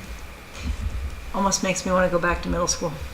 Almost. Well, that's why I'm so lucky. I get to do it every day. I feel like you're lucky about the dancing banana emails. Those are not the emails I we get great stuff. Yeah, it's fabulous. Speaking of dancing, we had a wonderful 8th grade dance. I don't know if you were aware of that. We had a DJ that we hired, a high school student. It was pretty incredible to have social events happening at night again at that school. Just adding to the the vibrant nature of the community. We had a wonderful 6th grade movie night. We have a 7th grade social night coming up soon. So the dancing skills are not just digital at the middle school, I'll tell you. Phenomenal. It's been a number of years, I think, since we've had an 8th grade dance. I'm glad to hear that went well. And Yeah, it was a lot of excitement. So we had 2 real active student council advisors, Miss Abate, Mrs. Walcott was a new English teacher in our building, co-advising student council. Those students wanted to put on a dance. The student body wanted a dance, and we had a great turnout. Great turnout. That was that very, very cold Friday night. I've never seen a dismissal happen so fast. It was 0 when the dance ended. It was wild. But we had a great night. Things are going well. that's great. It is an extra special treat to have you here again tonight. Thanks for having me. So I apologize. If I had thought it through, I maybe would have taken me out of order much sooner. That's all right. It's quite all right. All right. There's no hand up. Leah, did you have something? No, just once again echoing what everyone else said. I read through this and I love seeing the transition from 6th grade to 8th grade. Even just reading through the document, you could really see, you know, the 6th graders sort of being grown into these young people who can make decisions about the trajectory of their lessons and, you know, their preferences and all of these things. And it's very clear in that program of study that it has been done extremely thoughtfully. So thank you so much. Thank you. Thank you. Thank you very much. Do you need to vote? Thank you. Oh, yes, we do need to vote. We have a job to do here. I'm so sorry. I'm like, wait, are we voting? We are going to vote, and we're going to do a roll call vote because we do have Leah participating remotely, but I would seek a motion to approve the middle school program of studies for 2023 to 2024. So moved. Oops, sorry. Okay, You can give it motion- to Holly. I'll second it. Oh, she. Motion by Holly, is there a second? Yes. All right, we're going to do a roll call, starting with you, Holly. Yeah. Jen? Yes. Amanda? Aye. I am a yes, and Leah? Aye. Okay, it is unanimous. Thank you. Thank you so much. Thank you. I'm glad As always, thank you for your support. I appreciate it, and the middle school does as well. Thank you. Thank you for Thank the you. work we you appreciate do. all that you and your staff are doing for our middle schoolers. Yeah. Thank you. Thank you. We're lucky to have you. Yeah. Thanks. Thank you. Thank Glad you. to be First here. years are going great. Yeah. Thank you. All right, so then that's, I'm going to circle back then to the school committee chair report to say that payroll warrant S23017 has been approved, warrants 23-045, 23-046, 23-047, and 23-048 were approved, all in the packet. I don't have anything else pressing, so I'm going to pass over, but does anyone have a liaison report? Policies in the agenda. Right, policy You on guys the have been agenda. busy.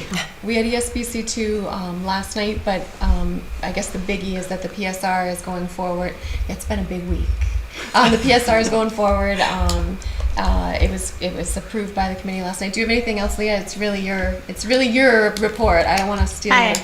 No, it's fine. You're there. I'm not.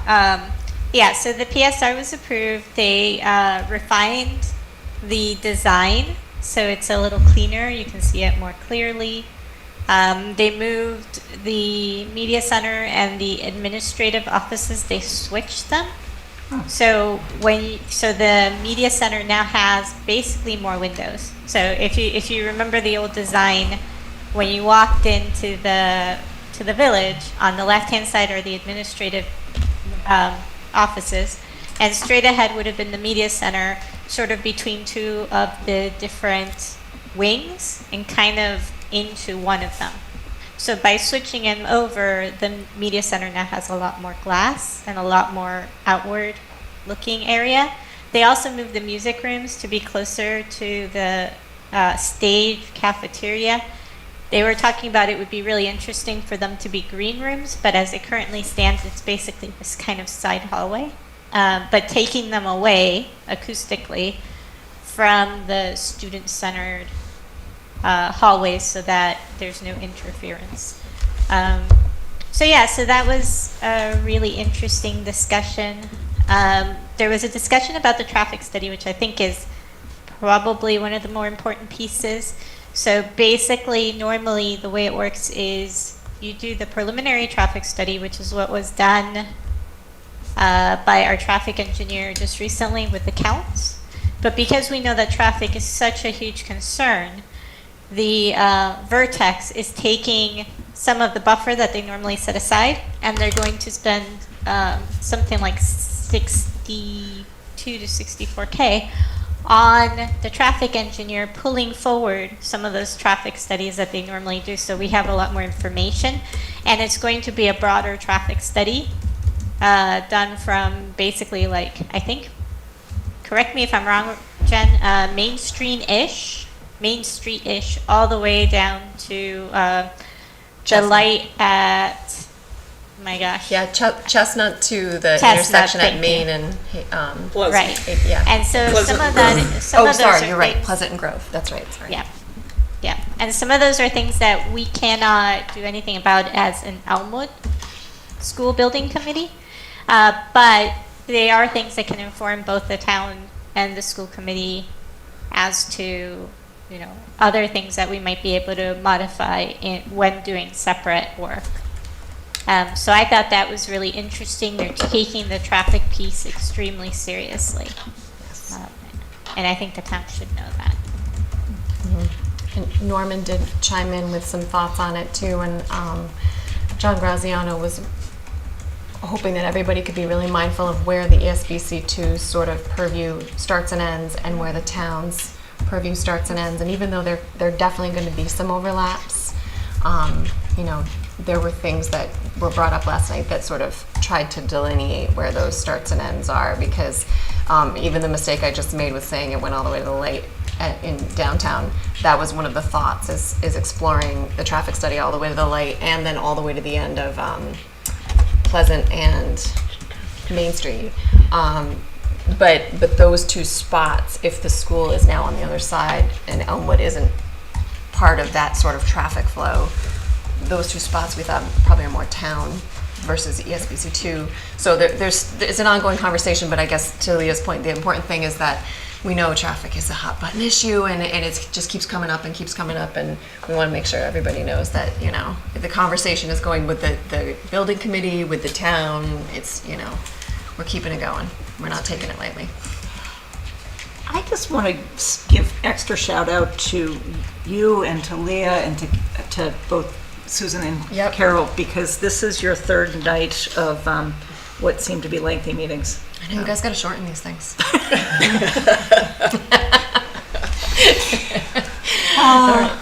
That's all we have. But it's a lot, but you guys, ESBC I know is a tremendous time commitment, and much appreciated all the work that you guys are putting into that on behalf of it's the community. really, and it's very much front loaded. These are all where all the big decisions get made, and then it starts to get fun. Then it's like from what I remember from Marathon anyway, that's where it starts to get fun. But this is the big sort of heavy hitting time, I think. Yeah. And my understanding is yet another shout out to Carol, because she's going to have to defend the program of study in front of the MSBA. So there's going to be a lot of work on her part again to defend all those decisions. So thank you, Carol. It should be super fun. It should be super fun. And when is that? That's going to be great. That's coming up pretty soon. So we attend a meeting with the MSBA. And they kind of drill you on all of your choices. It's all right here. I'll study. It's already there. All right. All right. Any others before? Okay. So I am going to skip over new business items B and C and push them off a meeting just because we're running a little bit late. Okay. I do have a presentation that I may or may not have pirated from the earlier presentation that Amanda gave and updated it a little bit. But then that's my cliffhanger, that there's a presentation, a slide deck that I actually have. All right. I'm looking forward to that next time. Yeah. And I want to move into the item D, which is the STEM Career Scholarship, Dr. Kavanaugh. Okay, so this is a very easy one.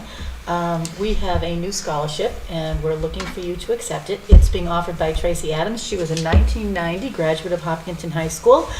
She went on to MIT, and now she's the Chief Technology Officer for a startup company. The scholarship will be in the amount of $5,000, and she's doing that to honor 3 of her high school science teachers, Val Lachansky, Roy Davis, and Mike Scanlon, which is really a lovely tribute, isn't it? Yes, and good for our kids now, who can be the recipient of a $5,000 scholarship. That's a big scholarship. It is. It is. It's generous of her, and it's an awesome story. So I'll make that motion. If anybody, does anybody else want to say anything? I'm sorry. I was just like, Labs are expensive when you're a STEM major, is all that. yeah. All right. So I'll move to accept the new annual STEM Career Scholarship in the amount of $5,000 to a student who is passionate about making an impact with a STEM career, to be awarded annually in May. Okay, so a motion by Jen. Is there a second on that? Second it. Second by Holly. We'll do a roll call, starting with you, Holly. Yeah. Jen? Yes. Amanda? Aye. I am a yes. Leah? Aye. Excellent. All right. That's great. Thank you. And that brings us then into the donation for the Hopkinton High School photography. Dr. Kavanaugh. Okay, this is more good news. The Sterling Worrell, who is our photography teacher has received a really lovely list of donations, and you can see them all, and I don't know enough about photography to know what even they all are. But they did come from David Puig, and they are in the amount of the estimated amount is $2,629, and we're just looking for you to approve or accept those for us. Love the way we've added some positive things in the middle That's of right. this after a bumpy start. Any questions, comments, or people who feel moved to make a motion? Yeah, I will move to approve. To accept. Except the photography equipment listed in the agenda donated by David, help me with his last name, I don't want to mess it up on the motion. I think Puig. Puig, okay, all right, that's what I was going to say. For the Hopkinton High School photography program in the amount of $2,629. So it's a motion by Jen. Is there a second on that? I'll second. Second by Holly. Holly, I'll start with you again. Yep. Jen? Yes. Amanda? Aye. I am a yes. Leah? Aye. All right, what a generous donation. Yes, that's Thank you really to nice. Mr. Puig. For our kids. All right, that brings us to policy CHCA, approval of handbooks and directives. This is a first reading, Dr. Kavanaugh. Okay, so we took a look at the handbook policy, and as you can see down at the bottom of the page that's in your packet, ours is pretty brief. Ours simply says, now the middle school and high school student handbooks, which are approved annually, shall be considered school committee policy. And that's all. So then we took a look at the MASC policy, and there's certainly more to it.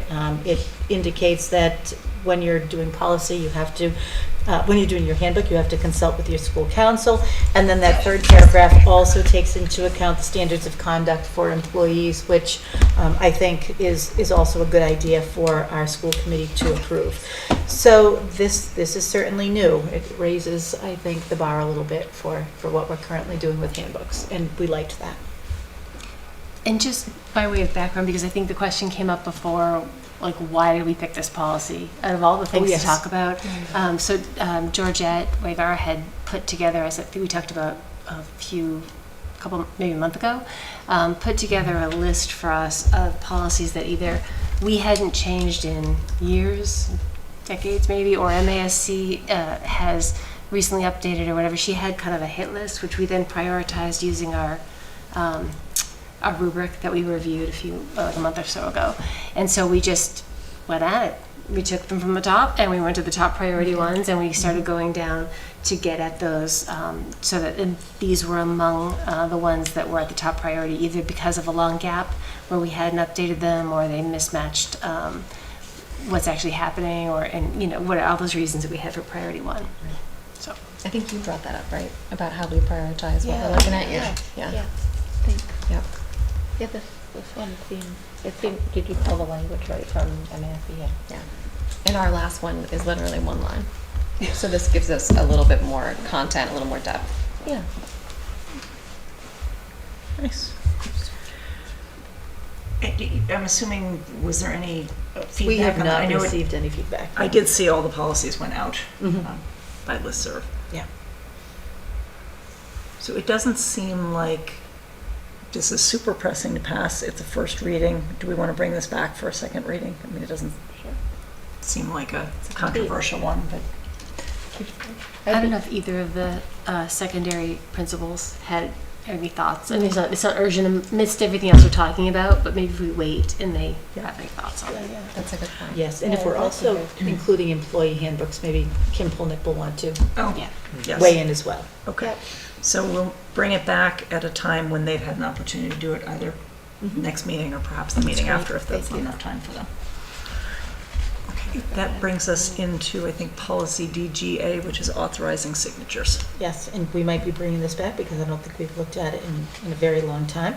But as we looked at this one, our concern was that the chair of the school committee or a designee will usually come in to sign the warrant, but I never do in practice. And then when we did a little more research on it, I'm really not required to, but our policy as it's currently written says that I am supposed to. So our remedy for this is just to take the superintendent or the superintendent's designee out of it and keep it about as pure as it can be. Just as a Go ahead, sorry. Ask your question. matter of practice, actually, I don't know that this needs to go in it, but during the pandemic, it actually switched to being an electronic thing, so that they're all signed electronically. Maybe once or twice when I've been in the office, they've asked me to sign it physically. It doesn't specify that it's not digital, but. I didn't see anything about that in the reference Right. policy.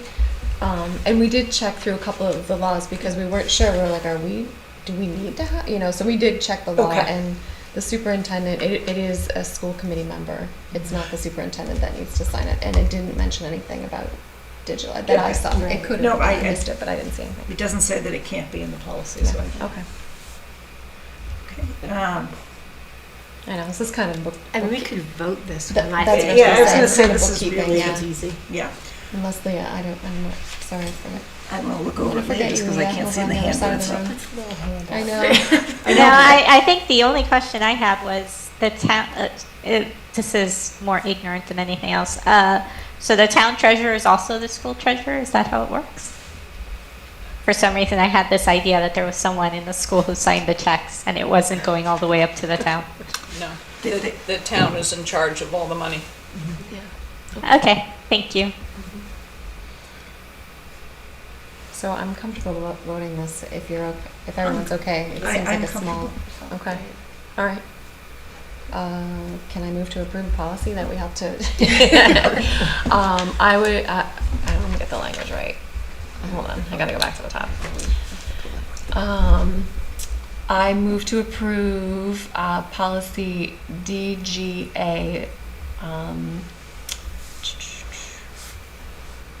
Authorizing signatures. I don't know, as written, in our packet. Written in our packet. Okay. Motion by Jen, is there a second? Second it. Second by Holly, and we'll do a roll call starting with you again, Holly. Yes. Jen? Yes. Amanda? Aye. I am a yes, and Leah? Aye. Okay, it is unanimous and so passes. It's much easier to see her. Oh, I didn't even realize that. She just moved. Robot Leah moved. Yep. This is great, now you're really actually facing us, Leah. All right. And I won't miss your hand if it goes up. Oops, I hope I'm off that thing. Okay, so then that moves us into policy DB, which is annual budget. All right, so this is another one that was an oldie. I don't think it's been updated since 2014. So we looked at this and I think we just compared it to MASC. And there were a couple of things in the MASC policy that we actually liked quite well. And you can see that in the red font. And those portions are annual budgets for each school operated by the district shall be developed with input from school council and reflect the priorities established in the annual school improvement plan. We liked both of those pieces, school council and school improvement plan. And then we also loved a budget is a spending plan which is developed well in advance of the fiscal year, and circumstances may necessitate change in that. So I think that answers some of the questions that we frequently get about what happens if you have to add in a position in the middle of the year. There's something in here that kind of explains that. I like the changes. Yeah, Mhm. it's very straightforward. Yeah. We didn't get any. No one sent any No. communication. No, I don't. And this is another one that I'm comfortable voting in without. I feel like it explains the process that exists already. It's not adding anything new, it's just explaining what already is happening. So Well, clarifying. exactly, Yeah, exactly. Right. And we're not changing what we're Right, doing. right. And we really like this, that's, as Dr. Kavanaugh said, the school improvement plan being in here, because that is what we do, and that keeps a very coherent view of our district, putting our money where our mouth is. Right. Yeah. All right. Hang on while I scroll back up. It's a big packet. It is a big packet. So big, this computer doesn't even want to scroll. I know. It's like I'm not I going do back not. up there. I do We're not. on page 70. We're not going back to 1. There it is. I'll move to approve revised policy DB annual budget. That's the one. Yeah, Oh yeah. gosh, as presented in our packet. Okay, so motion by Holly, is there a second on that? Second. Second by Jen, we'll do a roll call starting with you, Holly. Yes. Jen? Yes. Amanda? Aye. I am a yes. Leah? Oh, I can look at Aye. you over there now. All right, it is unanimous and also passes. And then one more, with extra thanks for all of these from the policy working group. Policy EEAE, It's a mouthful to say. It sure is. So this policy is one we did not have before. But it is a policy pursuant to school bus safety, and when we looked at the MASC and we liked their policy, most of this is in keeping with Mass General Law. The only thing we added to it is under number 4, classroom instruction on school bus safety will be provided 3 times annually, and we included 3 times annually only to kind of put forth what the law says. The law says you have to do that 3 times, beginning of the year, middle of the year, end of the year, to remind kids about school bus safety. So we put that in there just so that, almost as a reminder to our building principals and transportation folks. Did you have any feedback yet? We did not. And there has been a lot going on, so. Yes, and Mrs. Rothermick, this is really your domain, so I don't know if you have any feedback for us. No, I mean, we do these evacuation drills first thing, as soon as school starts to get going. We do talk to kids. I know the principals talk to kids, so, this is all happening. So it's just, again, explaining what we already do. Right. Yes. And putting it into policy. Okay. Do you think there's any reason not to vote it tonight? No. I would think as a Nobody policy else working is group, if we impacted check by another it. one off, we're going to send you just back you? with more. Fine. Yeah. All right, yeah, I'm comfortable voting it if you want. Then this is not a current policy? No, it's So would it be an correct. adoption of a new policy, right? Yeah, okay. I'll move to adopt policy EEAE, School Bus Safety Program, as presented in our packet. Feels like a mouthful, doesn't it? I like it sounds like a droid name, like a It EEA, does. like a Star Wars situation. Made me think of Old MacDonald. Yeah. Oh, me yeah, too. yeah. Okay. Or those personality profiles. Oh, are you an EEA? Yeah, right. Which quadrant do you land in, right? I'm an EDSC. So I'll second that motion. Okay, so a motion by Holly, a second by Jen. We'll do a roll call starting with you, Holly. Yes, yes. Yes. Jen? Yes. Amanda? Aye. I am an aye, and Leah? Aye. Okay, that is unanimous and also passes. I actually got ahead faster than I expected. If there's an appetite to go back, we could go back to the items we passed over, or we could hold off till the next meeting. I think we can hold the fine. That was my thought, but I didn't want to push it on everyone. All right, so are there, hold on. Okay. Are It's there been a long big week for a lot of future agenda items that we don't already have on our radar that we would like to come Only back? that we might have a working session. Yes, Is- working, yes. I think a working session would be good. Can I ask, is that going to be your budget work? No, Is it no, gonna it's all going of to us? be, Like it's it'll going to be a all of joint us. meeting? Okay. It's going to be okay. just, we want to keep your weeks exciting. Seriously, I You've have had a a good couple week. days free next week, so I'll just fill those right up. We also do have next week on Wednesday, Or CPAC. the That's CPAC right. working workshop. Is with the that's here facility. too, right? That is also going to be here. We're talking about looking at, because it's going to be, I think, 14 of us plus a facilitator. So this is not probably going to be the best way to make it feel like a good way to interact and work. We may have to kind of think about how we want to set the room up. Okay. I think smaller chairs, maybe? I don't know. These comfy though. comfy I like I like the Chairs, comfy though. chairs too, but who gets the comfy chairs and who gets the folding Well, chairs? that's a then? good It's point. We have to do like a, Well, you pick a number as you walk in, and you find the chair with the same number. rock, Just paper, like- scissors. Okay, yeah. I have a funny story. Okay. Usual High chairs. chairs, that's all. Okay. We were thinking about having Mr. Person drop off rectangular tables, and then we Yes, could just be great. in one great big rectangle. I like That that makes idea. good Yeah. sense. Yeah, Okay. yeah. That's good. Extra thanks to Mr. Person. Yeah. Well, He's he doesn't never know known. yet. But as That's like soon as a- he knows, I'll tell him. They know in advance from us, though, It's like a yeah. heads up and a We are sort of must-see TV, just saying. We sure are, yeah. All right, so that then brings us down to items by consensus. Okay. As superintendent, I recommend the school committee approve the items by consensus as outlined in your agenda. So moved. Motion by Jen, is there a second? Second. Second by Holly, we'll do roll call starting with you, Holly. Jen? Yes. Amanda? Aye. I am a yes, and Leah? Aye. Okay, it is unanimous, and we're all consenting. That brings us then down to, I would look for a motion to adjourn. So moved. Okay, motion by Jen, is there a second? I'll second that. Okay, second by Holly, we'll go roll call starting with you, Holly. Yes. Jen? Yes. Amanda? Aye. I'm a yes, and then Leah? Aye. Okay, we are adjourned at 9:08. Thank you all very much for a very hard-working week by everybody. I appreciate all the extra time that people have been putting into it. We will meet again here at least on next Wednesday with our CPAC group and hopefully be able to schedule something with the select board. And then again, a regular meeting on the 16th. So thank you all, and thank you to those in the audience. Have a good night.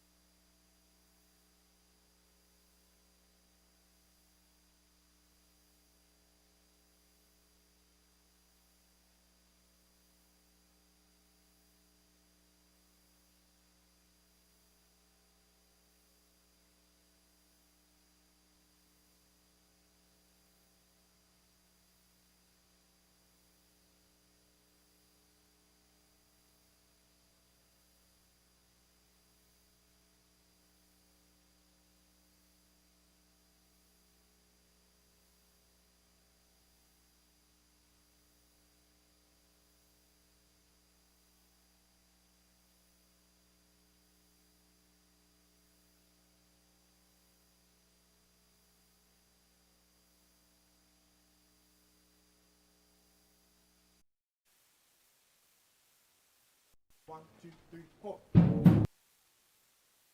One, two, three, four.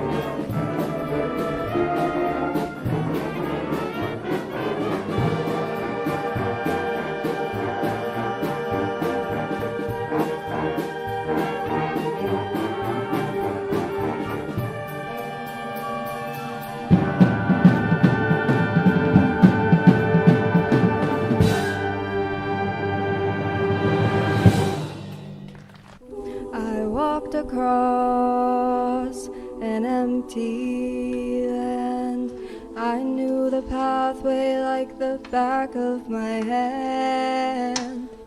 I felt the earth beneath my feet, sat by the river and it made me complete. Oh, simple day, where have you gone? I'm getting old and I need something